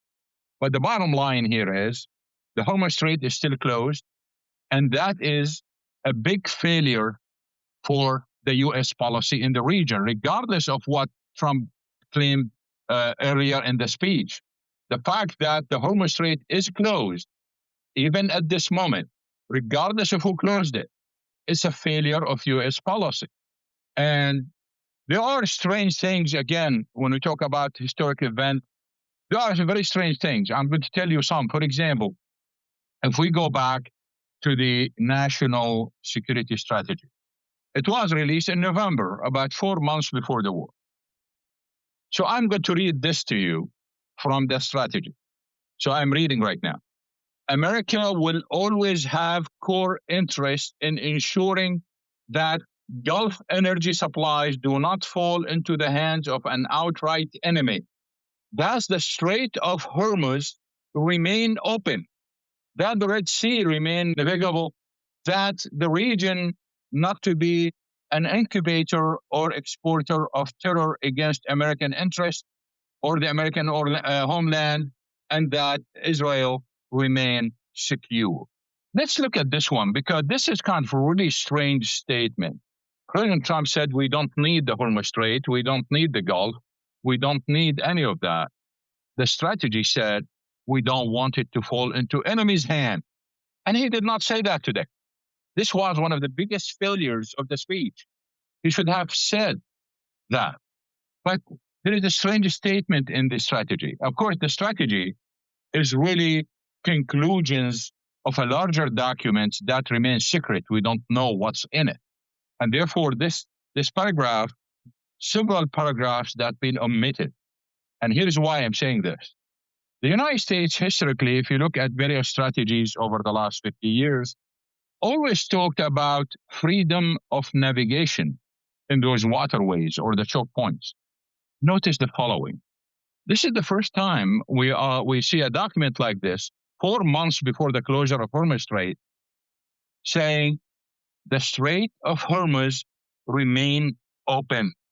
It's never been closed. This statement makes sense if the Hormuz Strait was closed just once in history. So whoever wrote that statement there, they must have something before this paragraph, open. If it wasn't closed in history, why you are using this statement, remain open? And the other thing is, you are talking about Hormuz Strait. Why you are tying Israel to it? You look at what we have in actual life. We have Israel basically attacking Iran right now, and the Hormuz Strait basically is part of it. But the question here is, if Anas al-Haji wrote in June and July, that's months away, months before the war, months before the closure of Hormuz Strait, And people they can go to our daily energy report, and they can go to our newsletter, and they can see it. I wrote the 12-day war in June. Israel attacked Iran. China had no problem. Everyone was expecting Israel to attack Iran for the last 20 years, and finally they did. But once the Trump administration started attacking Iran, that changed everything. And China was ahead. They knew in advance what's going on. So China basically stopped importing LNG from the United States, stopped importing oil from the United States. They were ahead on Venezuela before the blockade. They were ahead on Venezuela before the of Maduro, etc. But and if you go back to the previous shows we had, probably the last 3 shows or 4, we've been talking about how China was building those massive inventories, oil inventories and everything else in preparation for either war, sanctions, or a major interruption. Now we know. China knew. And China, one of the least impacted countries, by the way, by the closure of the Hormuz Strait right now, at least in the short run. Once we look at those events and look at the 12-day war, what I've written was China got the message out of the stories that been published in major news media outlets and very prestigious outlets. We've seen a number of stories talking about Iran closing the Hormuz Strait. Again, we are talking about June. And if you look at those stories, you will find something kind of very strange about them, because all of them have the same talking points, some of them in the same sequence. That means there is a public relation company basically was directing that, why they were doing it. So what I wrote at that time was China got the message. And the message was the Hormuz Strait will be closed. But it's not Iran who is going to close the Hormuz Strait. It is the United States. Again, this is written in June and July. So we have the November documents after that talking about keeping the strait open and the strait never being closed. And then in June and July, we were talking about the United States basically closing the Hormuz Strait. And then we have the insurance fiasco that we've seen until now. I know that many people were pushing against this idea, calling it a conspiracy theory, etc., and they tried really hard to debunk this idea. Here is the issue that they need really to answer. The issue is this. Even if you send the Navy to escort ships out of the Hormuz, ships are not going to move without insurance. If the insurance remains non-existent or extremely expensive, ships are not going to go along with the Navy, because shippers are going to tell Trump or Modi or anyone else who wants to send those Navy vessels, telling them, look, if I go with you and I get attacked and I lose my ship and I lose everything on it, will you compensate me? And Trump is going to tell them no. Modi is going to tell them no. I'm just providing a service for you. You should pay me for it. I don't have to compensate. They are not going to go. They need that insurance to exist and to be cheap enough for them to move. So any way you look at it, you say it's conspiracy theory or not, it doesn't matter. They need that insurance. So it is an insurance story any way you look at it. On the other side, those who are claiming that Iran closed the Hormuz Strait, again, Trump told us today that Iran has no navy, has no power. We heard the whole talk. So either someone is lying to President Trump or Iran has no power.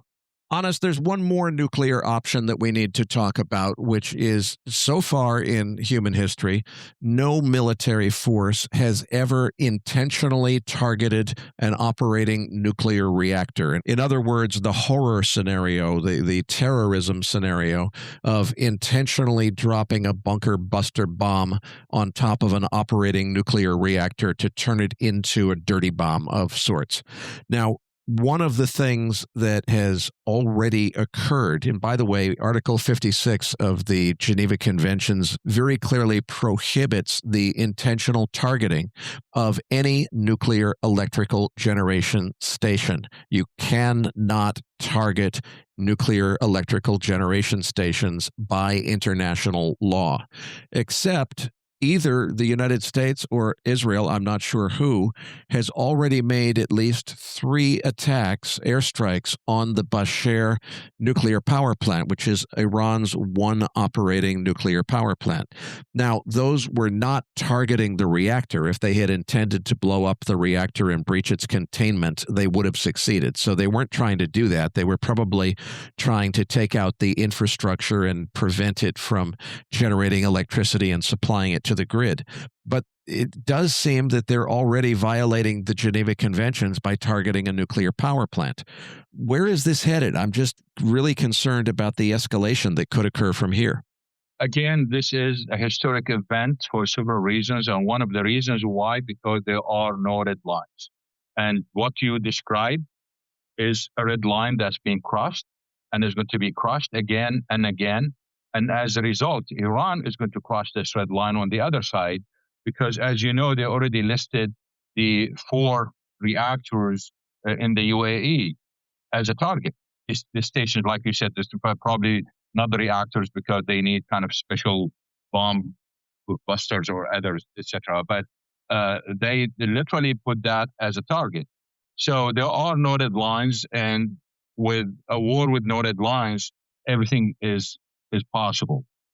The issue that I experienced firsthand was when I woke up in the morning here in Dallas, and I got a flood of messages and emails, people scared to death from, oh, what if Bushehr basically explodes, and will we get nuclear? And literally some high net worth individuals basically sent me a message that said, should I put my family in a car and leave to Oman or any other country? So people basically been panicking, and that panic alone could cause massive problem, because if you are talking about millions of people taking the highways, the rumor on its own is enough to cause problems, let alone if it becomes reality. Well, as you said, Anas, Iran has announced that if their civilian power generation infrastructure is targeted, they will respond, number one, by targeting the desalination facilities of neighboring countries, which you've described as a nuclear-like option because of its consequences. Number two, that they will target the United Arab Emirates operating nuclear power station at Baraka, or the Baraka nuclear power station, which is outside of Abu Dhabi. They've already said that will be a target. And then in tonight's, this is Wednesday night that we're recording, in tonight's address from President Trump, he said very soon and possibly simultaneously that the United States might target all of Iran's civilian power generation stations. So it sounds like the event that Iran said they would respond to by targeting both desalination facilities and nuclear power plants is one that President Trump just signaled his intention to escalate to. This is a very scary moment. It feels like, a replay of the Cuban Missile Crisis, except this time we actually know about it. Am I exaggerating to say it's that big of a deal? No, but I think we should be very aware of the fact that today, after Trump's speech, I am completely convinced that the people around him are not telling him the right picture. The way he described things are far away from reality. Let me give you another example on how far away from it's reality. He said, drill, baby, drill. Okay? Drilling activities in the United States being down since he came to office. U.S. production been declining in recent months. So he is completely out of reality. And I am afraid that the people around him are not telling him the truth. Before the speech, oil prices were down. Right now, after the speech, oil prices are 5% higher, and they are going up. So the main message of the speech basically is that this is a long war, and this is going to continue, and the market is pricing it. And I think by tomorrow morning, probably many people who were counting on probably it will be a matter of days to change their mind. And that will impact, of course, the markets, whether you talk about oil, gas, LNG, or anything else. Anas, let's move on now to what everyone's waiting for, which is how do we bring this all together in terms of the outlook for oil prices, LNG, energy markets generally. If the U.S. is basically, from what President Trump said very directly in tonight's public address, he said the U.S. will probably walk away from the situation in the Hormuz Strait, leave it to other countries that depend on it. It sounds, again, as you suggested, that maybe President Trump isn't getting the full story from the people around him because, of course, oil prices are set globally. If the Hormuz Strait is not reopened, energy prices are going to stay high for everyone, including U.S. voters through the midterm elections. So it seems like the story doesn't add up, but it does seem like the president intends to walk away from the situation in the Hormuz Strait once they've finished their military operations against Iran, and it's unspecified exactly what that is. But the one thing he did say that was a specific indication of intentions was to target potentially simultaneously all of Iran's civilian energy production capabilities. Exactly the thing that Iran has said, if it happens, is what's going to cause them to target desalination and nuclear plants. What does this mean for energy prices? And what does this mean for global energy markets more broadly? When President Trump is talking about others basically coming and protecting the Gulf and opening the strait, he means only the people he knows. And he's talking about European leaders. He's not talking about China. He's not talking about the rest of Asia. So let's be clear about that. China will be happy to bring its navy and have control of the strait. This will never happen, and the United States will never allow this to happen. He is just mad at the Europeans because they are not helping him. They told him this is his war, and he should literally work it out because they have nothing to do with it. Even the Gulf states basically told him that. This is not our war. This is your war. So he is angry at those. But for him to walk away from the Hormuz Strait to leave it to the Chinese, that is impossible. Because if you take the second view, where the attack on Iran is part of that bigger picture in the world and all the changes we are seeing, that does not fit with it. And it does not fit with the strategy, the national security strategy. But let's talk about the impact. Right now, we have major problems. Of course, if you look at the shortages, we have the shortage right now after all the mitigation, whether you talk about the pipelines, the Saudi pipelines, the Emirati pipeline, the Iranian pipeline, the Iraqi pipeline, and then you add to it the strategic petroleum reserve releases, we are still short about the kind of 10 to 12 million barrels a day. That will push prices up. But as prices are going up, we see demand destruction, we see demand decline. So that will eat up probably a couple of million, 3, 4 million, whatever the amount is.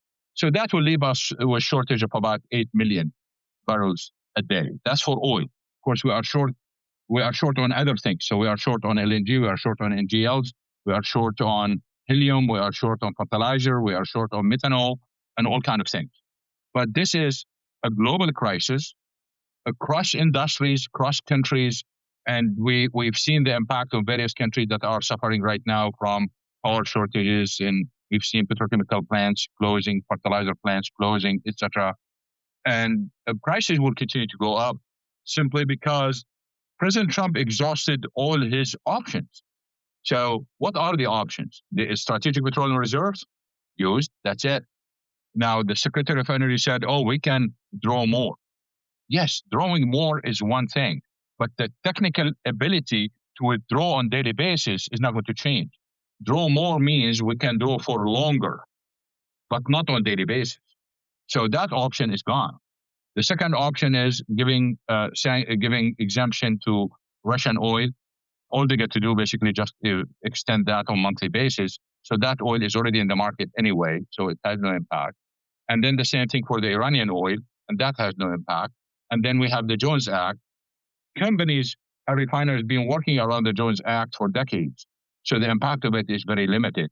So there are no levers basically for President Trump to use to mitigate the prices, except making those statements that to manipulate the market as we've seen in the last couple of weeks. And basically that's it.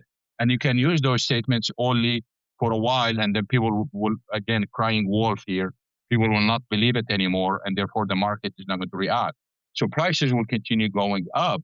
I'm talking about oil here, until we reach the level of demand destruction. And we talk about demand destruction, we also talk about demand decline. The difference between demand destruction and decline is that destruction will never come back. Decline will come back. So we have those two actions. Based on our model, demand destruction basically and major demand decline happens when Brent reaches 160. But again, this is modeling. Modeling could be different from reality, which means that the reality could be way lower than that. So there is nothing to stop oil prices from going up except the destruction or the decline in oil demand. The other part of the story is, if this is going to drag on until May, our modeling shows that the whole globe basically is going to suffer a major recession and probably stagflation. When you talk to economists about the current, about the impact of the current crisis, the difference between them, both views see a recession, but they disagree on inflation. So are we going to have stagflation or just a recession? That's where the differences are. So some people say we're going to have a recession with inflation. Others say no, that recession basically is going to destroy inflation. Regardless, this global recession basically is going to reduce global oil demand significantly to the level where prices will decline. So yes, we see prices going up until we hit that recession, and then prices will decline again. Whatever we said about oil will apply to LNG and natural gas. China for now is immune for the next probably 2 months. But all other countries, the suffering, if you look at India, for example, you look at Egypt, you look at Kenya, you look at countries, South Africa, for example, Bangladesh, Vietnam, the suffering is just beyond imagination if you start looking at the national impact of this crisis. So the world is heading toward that major crisis that we have never seen in our lifetime. Whatever we have right now is not like the early 70s. It's not like the Iranian Revolution in the late 70s. It's not like the Iran-Iraq War. It's not like the invasion of Kuwait. It's not like the invasion of Iraq. It's not like the invasion of Ukraine. This is completely different. And the impact is cross industries on every level. And so when we look at the oil market, for example, right now, because of the massive impact of the crisis, we are not seeing the impact of changes in inventories, for example, or these little things that we used to focus on before the crisis. All of this basically is hidden under that big gorilla that is impacting the market. Once everything settles, and once the recession is over, once all of that basically is done completely, we are going to see a major change in energy markets worldwide. And that change basically is going to be so strange to us because we, the thought leaders in the market, the analysts and others are going to be out of it.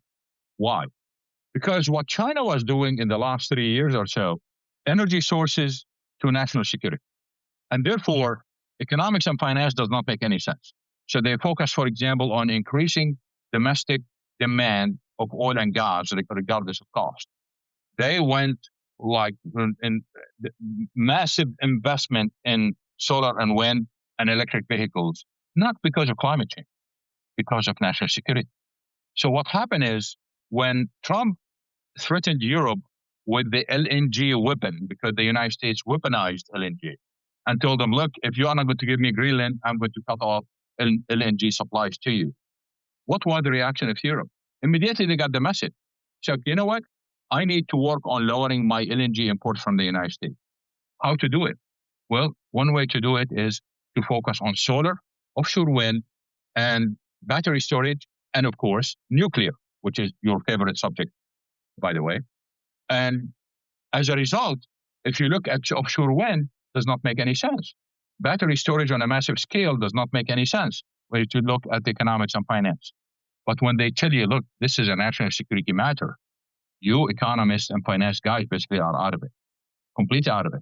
This is a national security matter now. Canada is doing the same right now. So what we are going to see after the recession or the stagflation that's going to hit the world, that we are going to see every country doing the same. So most countries in the world basically are going to link energy sources to national security, and they are going to emphasize domestic sources. So Trump, unwittingly, all of a sudden, he gave the climate change people the biggest gift of their lives in Iran and Hormuz. And before that, of course, the trade wars and the threat of LNG. Anas, when President Trump began speaking this evening, West Texas Intermediate crude oil futures for May delivery were trading at $97.40 a barrel. We're speaking in this moment right now, less than an hour after the president stopped speaking. I'm looking at 104.50, so more than $7 higher in this last hour and a half or so since the president was talking. Where is it going to be next week, higher or lower? Logically speaking, because we are going to have two different forces here. We are going to see, because the various governments in Europe and the United States started releasing oil from their SPR. So in the last few days, last week, basically, we've seen the United States government releasing oil from strategic petroleum reserves, and the amounts are going to increase, especially by next week. So that's going to have an impact. But what people have to pay attention to, especially traders and investors, is that the impact of this is mostly on price differentials rather than the overall price level.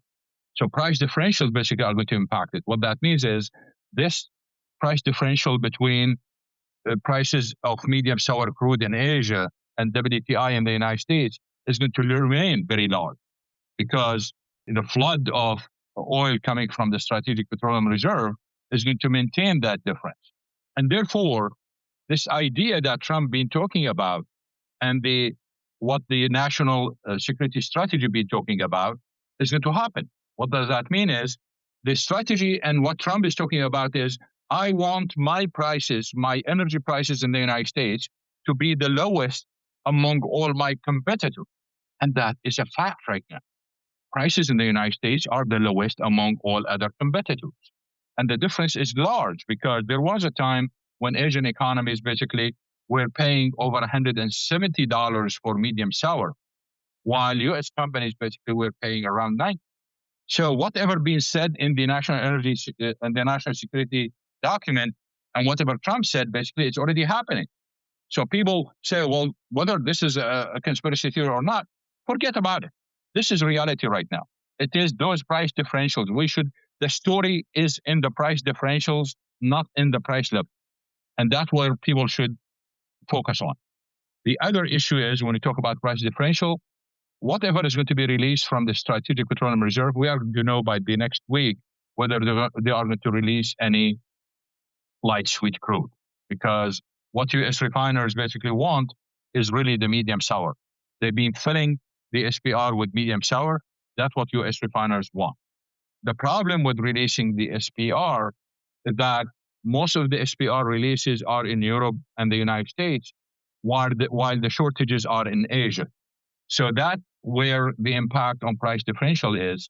If you want to take that oil to Asia, you are talking about 4 to 6 weeks. Well, will the war end by that time? And there is, of course, a question mark by then. The other related issue to this, and of course we don't have time to focus on it, since President Trump basically lifted the sanctions on Iranian oil and water, and Indian companies start buying it. Until now, we don't know what the method of payment is. Is India going to pay Iran directly, so give Iran more power? That does not make sense here. Is it going to work through a different system where they can circumvent the payment system and Iran will get some goods and services from India? Why Trump will remain silent on this? Because anyway, Iranians are getting some benefits out of their oil, and he does not want that to happen. So there are big question marks on these trades and what's going on. And it is very clear that Putin is very happy because he sold more natural gas to Europe, and Russia's exports of pipe gas and LNG to Europe is going to increase substantially in the coming weeks. And of course, with oil prices jumping that makes everyone happy, not only Putin. Well, there's so much that we could talk about. We do have to cut this off for the sake of time, as we've already gone longer than a feature interview. We'll get you back again shortly in another few weeks' time for another update. Meanwhile, for people who can't wait that long to stay on top of things that we didn't get to today, like what this could mean for Russia, given that it's really been a cash cow for them, this whole conflict is going to only strengthen Russia's position. It's going to create massive shortages of finished products, particularly diesel fuel in Asia, Australia, New Zealand. For people who can't wait for your next update, give us the quick rundown of the various different levels of service that you offer at Energy Outlook Advisors, how people can sign up for that service. For the last 4 weeks, I've been spending a lot of time giving talks and presentations via Zoom to the largest financial institutions and Fortune 500 companies around the world, and to various clients, etc. So those Zoom talks, basically, for those who are interested, we can arrange for it, and we can talk about the fees and the timing and all that stuff. I'm giving several of them every single day, so we can arrange for it. They can get the updates. They can get, of course, our talk today was general. We talked about general issues. Those presentations are more specific, and the answers to the questions are more specific. Also, we have our publications. We have the daily energy report. That's mostly for all the individual traders and those who are interested in the stock market, in the financial markets, etc. It's relatively cheap. And then we have the institutional investors. Basically, we have the EOA newsletter. It is more detailed, and people can subscribe to that. And we have the Twitter subscription too. I put a lot of materials on Twitter, by the way. The subscriptions on Twitter basically are very cheap. It is for everyone who just want to grab an idea and headlines on what's happening every single day. But most of the work I'm doing these days is giving those Zoom presentations. Of course, if someone wants in person, we can talk about that too. Patrick Ceresna and I will be back with the trade of the week and the post-game chart deck as MacroVoices continues right here at MacroVoices.com.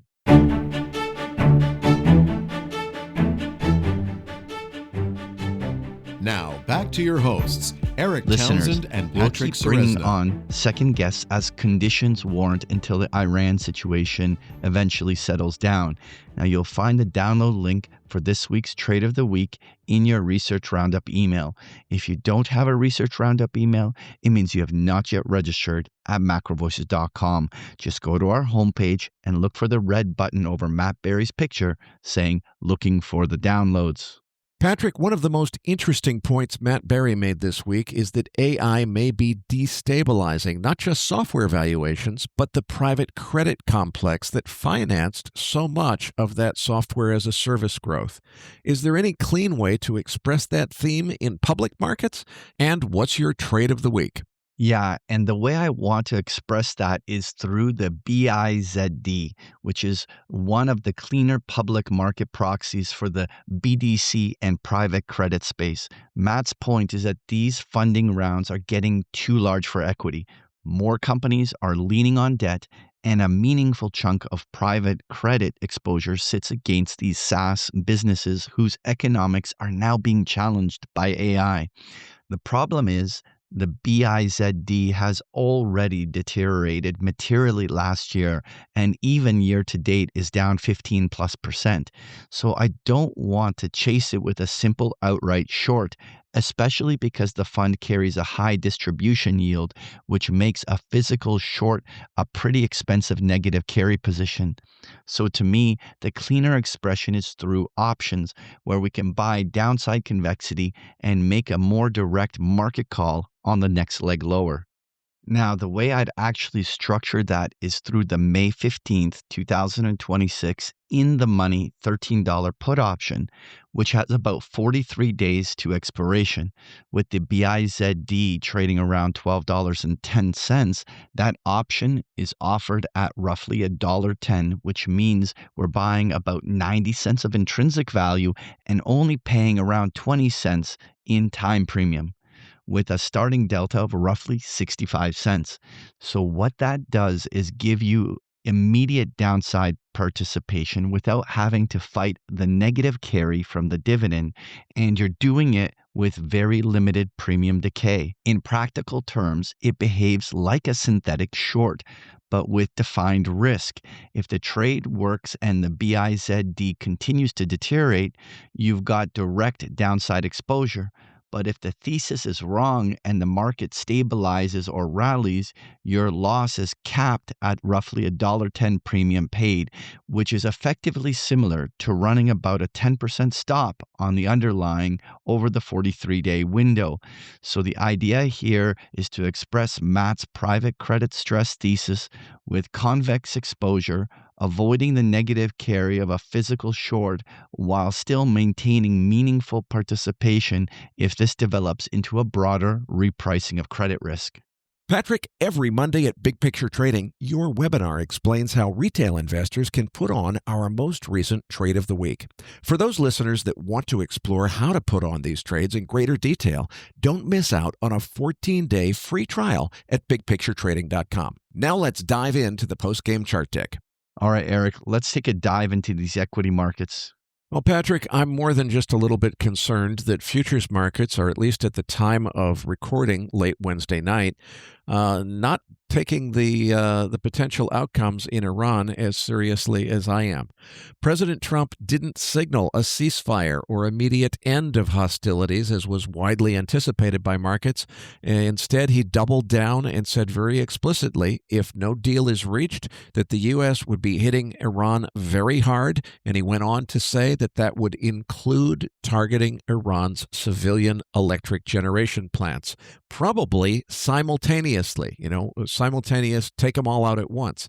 That would cause massive civilian casualties and bring rise to humanitarian objections from other nations and the United Nations as to, why the U.S. had taken that form of escalation.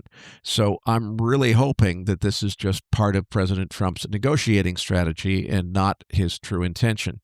More to the point, that's exactly the move, targeting Iran's civilian power infrastructure, that Iran has said in previous statements would cause them to retaliate by targeting both the Baraka nuclear power plant in the UAE and the desalination facilities that many of its neighbors, including Israel, rely heavily on for their drinking water. And of course, 3 weeks ago, Anas Al-Haji explained why that was such a big threat in our episode just after this war conflict broke out. So in other words, the escalations that are being threatened now by both sides and being threatened imminently by both sides would lead to massive human suffering and civilian casualties and would be characterized as war crimes well outside of international law. Of course, we can hope that the president is just employing his usual tactic of making dire threats that are going to be walked back just as soon as a negotiation comes about. But in my opinion, we're playing with fire here, and the president's threats could provoke Iran to retaliate immediately, even before the threatened attacks on its civilian power infrastructure are undertaken by the United States. I'll be the first to admit, folks, that my own personal, very strong anti-war politics might be biasing my interpretation of these events, because I'm definitely reading them to be worse than it seems like the market reaction we've seen so far after the president's speech would indicate, based on what futures markets are doing. But I see this as a much bigger deal and a greater risk for widespread human suffering than other analysts seem to be willing to acknowledge. So I sincerely hope that I'm wrong. Everybody will laugh at me and ridicule me on Twitter, and we won't have millions of people dying needlessly. I'm just fine with that outcome. If I'm right, we could be headed toward a big escalation rather than the wind down of this conflict that markets have been anticipating based on the president's prior statements and social media posts. So my strong hope is that the White House will have walked back the threat of simultaneous attacks on all of Iran's nuclear electric power generation capability before you even hear this podcast, and I'll probably sound like the idiot in this story who overreacted, and again, I'm just fine with that outcome if it means that we're not going to escalate this conflict. The S&P is trading only modestly lower about 2 hours after the president's speech as I'm recording this, so far indicating that nobody else is as concerned as I am about what maybe is about to happen here. So let's all hope that they're all right and I'm completely wrong. All right, Eric, I'm going to keep my analysis very simple from a technical perspective. We had a very significant March decline that saw almost a 10% drop in the markets, close to 700 S&P points. We were quite oversold. We were close to 400 S&P points below the 50-day moving average. So typically when the market is stretched that way, it often has a retracement. And so that's what we got here, a bounce on the upside that took a shot towards its 50-day moving average, even though we haven't hit that yet, which still lies around 6,800 on the S&P. Bottom line here is that this is an oversold bounce. There's zero evidence that a market bottom is in. And so if this entire rally here fails and stays below this 50-day moving average, we have to anticipate that another leg down in these markets is entirely on the table. All right, Eric, let's touch on this dollar. The Dixie's 99.77 2 hours after Trump's speech. Not a huge dislocation. No further evidence that the market, again, is as concerned as I am about what felt to me like a much more escalatory speech from President Trump than I and the market were expecting. I don't really have any strong view on what happens next year. I think that the stage is set once this conflict is over for the dollar to weaken and weaken a lot. I think the U.S. is losing ground in terms of its international reputation, and there are signs of other central banks really questioning their commitment to U.S. Treasuries as a principal reserve asset.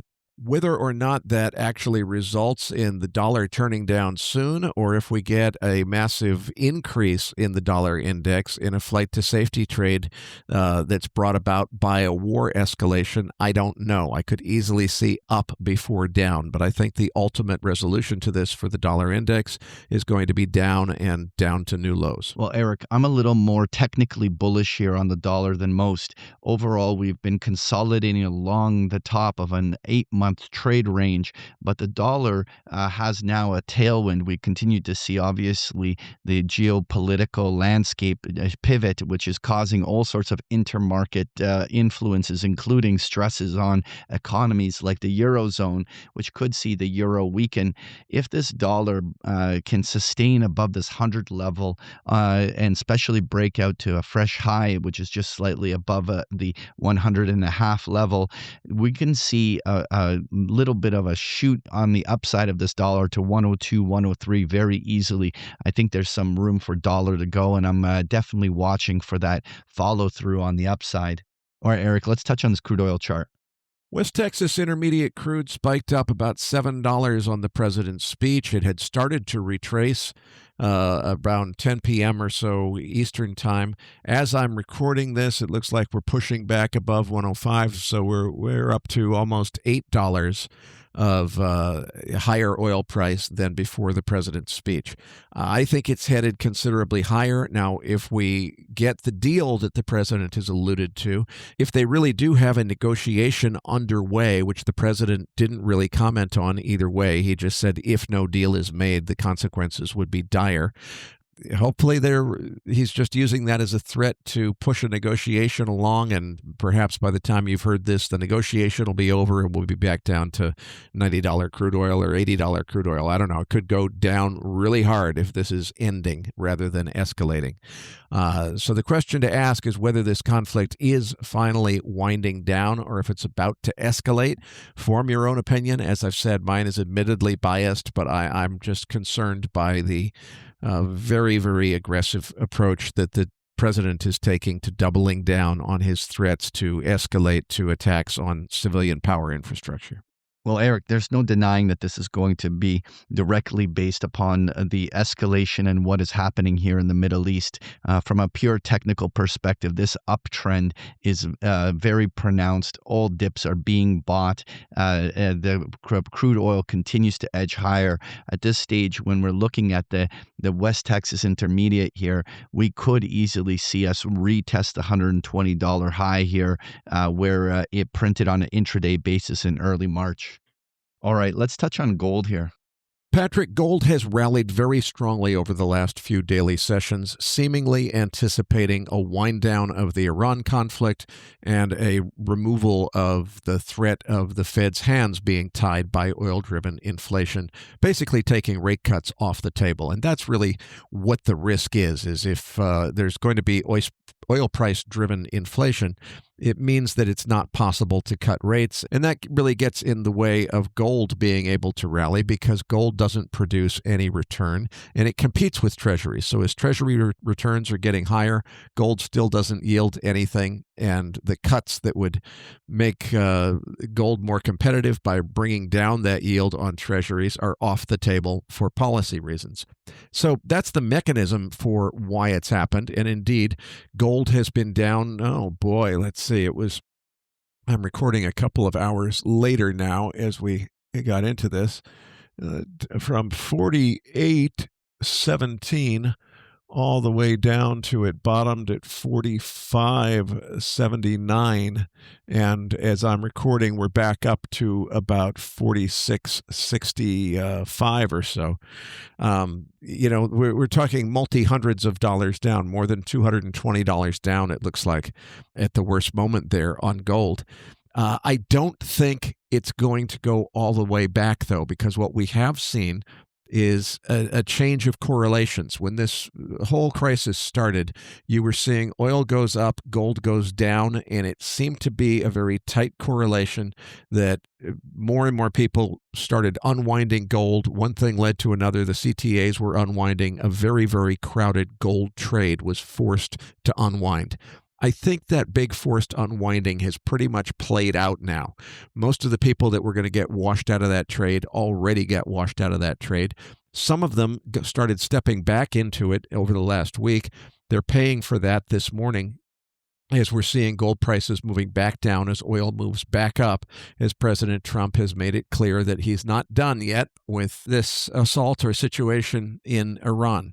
So coming back to the big picture, though, in the end, are we really going to see treasuries become all of the central bank's favorites and they don't want gold anymore? I really don't think so.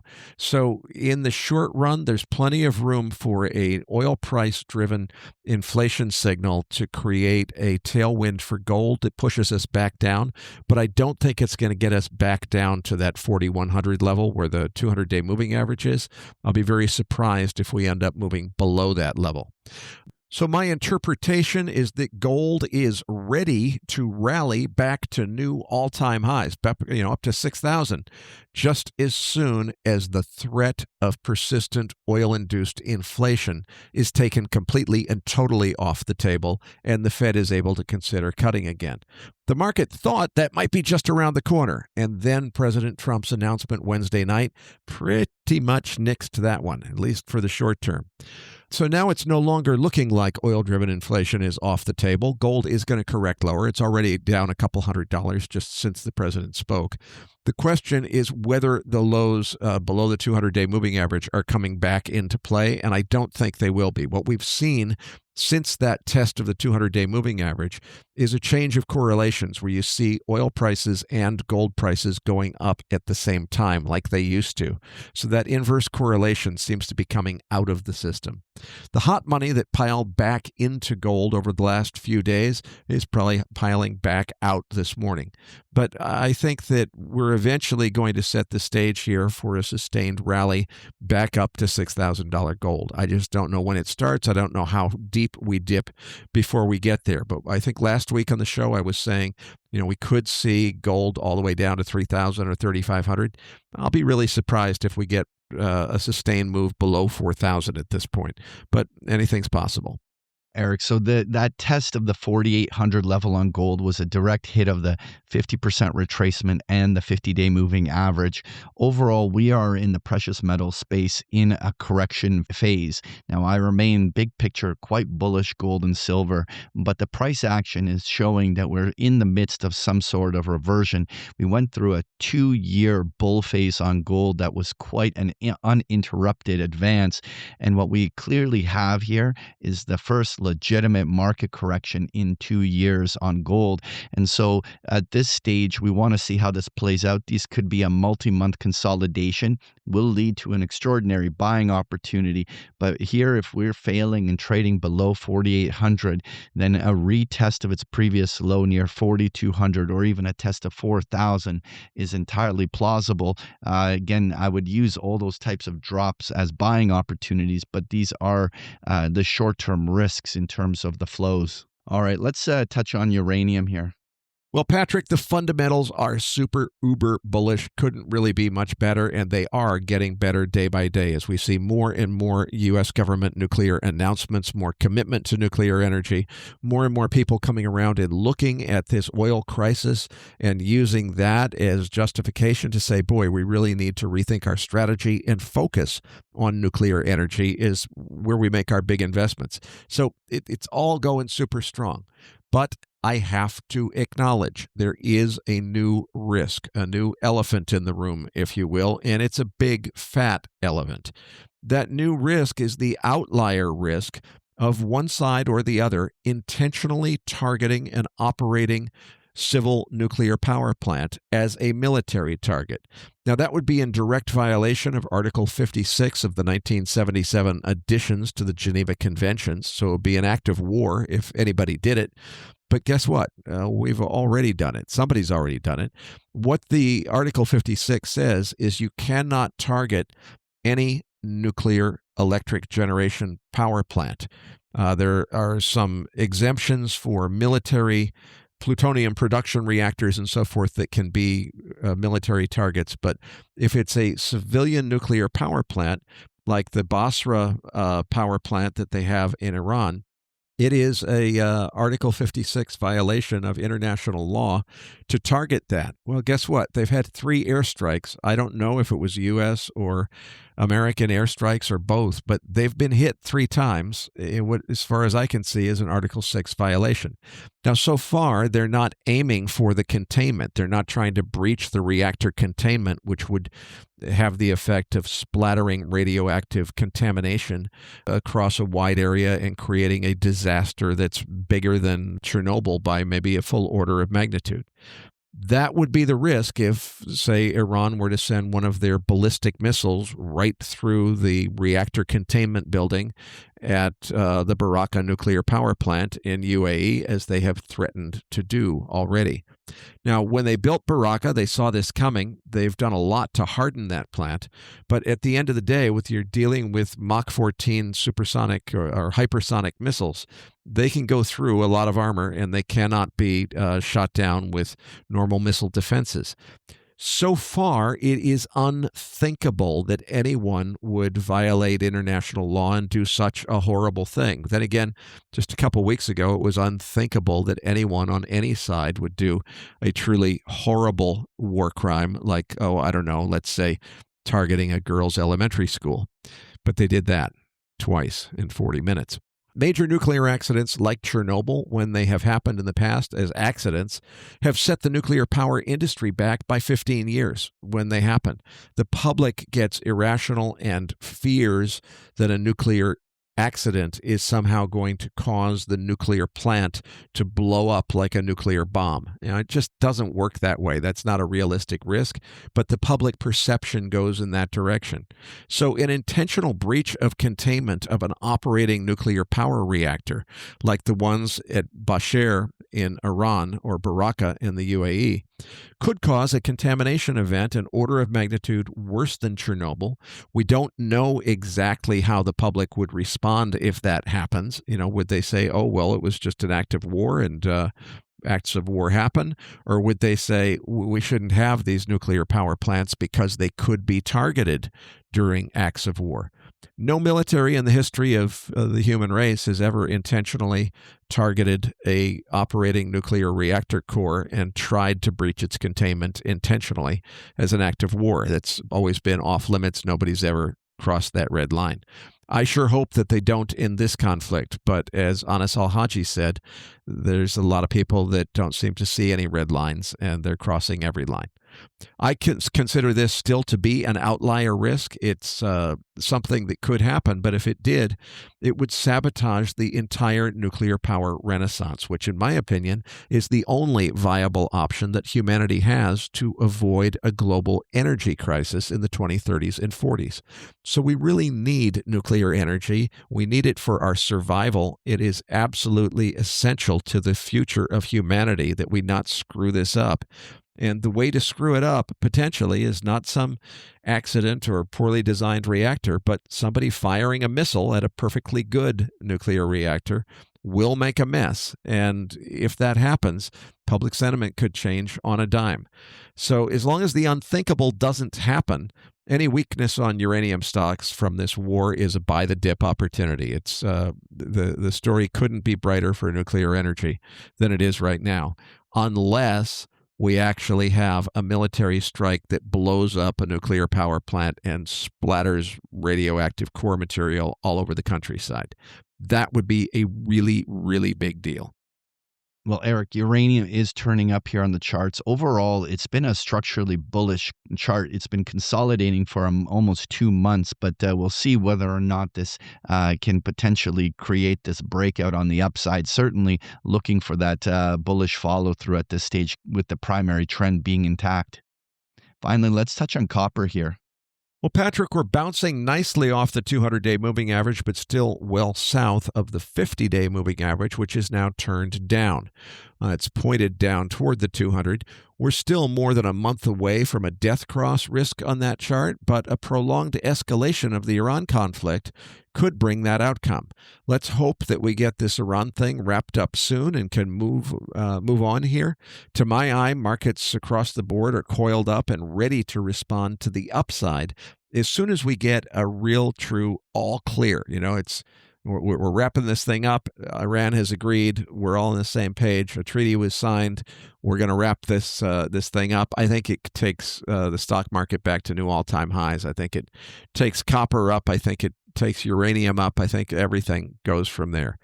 The thing is, President Trump's latest news, he's playing a tougher ball game than Ronald Reagan was in terms of playing hardball with competitors, and it worked for Reagan. He managed to do some bluffing tactics that a lot of people thought were reckless, and he ended up winning in the end. And I hope that President Trump can be so lucky or so successful, but to my eye, he's taking some pretty reckless risks. To me, Eric, copper has been tracking the precious metals markets for some reason. I mean, it's an industrial metal. I'm not sure why such a correlation should exist, but it seems like tick by tick we're tracking copper with things like gold. Overall, we got a bounce about the same time as the precious metals did, approached its 50-day moving average. We're in the midst of some sort of bigger global economic slowdown. With the behavior on the technical charts looking like this, there's room for this correction in copper to continue. A failure here on copper below 575 leaves lots of room for copper to head back down to the 5 handle on the downside. Patrick, before we wrap up this week's show, let's hit that 10-year Treasury note chart. Yeah, finally on that 10-year Treasury yield, we continue to see it trading at multi-month highs, and we're right now trading around that 437 level. While certainly there's room for some short-term volatility here in yields, but I suspect that the ceiling will likely hold here in this 4.5 to 460 level on the upside, and so we'll watch for that resistance and see when yields actually start to lighten up based on potential economic weakness. Certainly, this is the struggle of higher inflation prints and a slower economy. Which one will prevail in the yields? Folks, if you enjoy Patrick's chart decks, you can get them every single day of the week with a free trial of Big Picture Trading. The details are on the last pages of the slide deck, or just go to bigpicturetrading.com. Patrick, tell them what they can expect to find in this week's Research Roundup. Well, in this week's Research Roundup, you're going to find the transcript for today's interview, as well as the Trade of the Week chart book we just discussed here in the postgame, including a number of links to articles that we found interesting. You're going to find this link and so much more in this week's Research Roundup. That does it for this week's episode. We appreciate all the feedback and support we get from our listeners, and we're always looking for suggestions on how we can make the program even better. Now, for those of our listeners that write or blog about the markets and would like to share that content with our listeners, send us an email at researchroundup@macrovoices.com, and we will consider it for our weekly distributions. If you have not already, follow our main account on X at MacroVoices for all the most recent updates and releases. You can also follow Eric on X at Eric S. Townsend. That's Eric spelt with a K. You can also follow me at Patrick Ceresna. On behalf of Eric Townsend and myself, thanks for listening, and we'll see you all next week.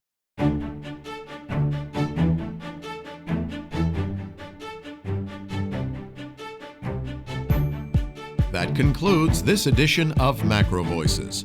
Be sure to tune in each week to hear feature interviews with the brightest minds in finance and macroeconomics.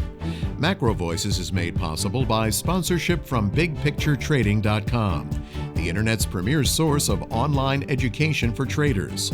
Please visit BigPictureTrading.com for more information. Please register your free account at MacroVoices.com. Once registered, you'll receive our free weekly Research Roundup email containing links to supporting documents from our featured guests and the very best free financial content our volunteer research team could find on the internet each week. You'll also gain access to our free listener discussion forums and research library. And the more registered users we have, the more we'll be able to recruit high-profile feature interview guests for future programs. So please register your free account today at macrovoices.com if you haven't already. You can subscribe to Macro Voices on iTunes to have Macro Voices automatically delivered to your mobile device each week free of charge. You can email questions for the program to mailbag@macrovoices.com, and we'll answer your questions on the air from time to time in our mailbag segment. Macro Voices is presented for informational and entertainment purposes only. The information presented on Macro Voices should not be construed as investment advice. Always consult a licensed investment professional before making investment decisions. The views and opinions expressed on Macro Voices are those of the participants and do not necessarily reflect those of the show's hosts or sponsors. Macro Voices, its producers, sponsors, and hosts Eric Townsend and Patrick Ceresna shall not be liable for losses resulting from investment decisions based on information or viewpoints presented on Macro Voices. Macro Voices is made possible by sponsorship from BigPictureTrading.com and by funding from Fourth Turning Capital Management, LLC. For more information, visit MacroVoices.com.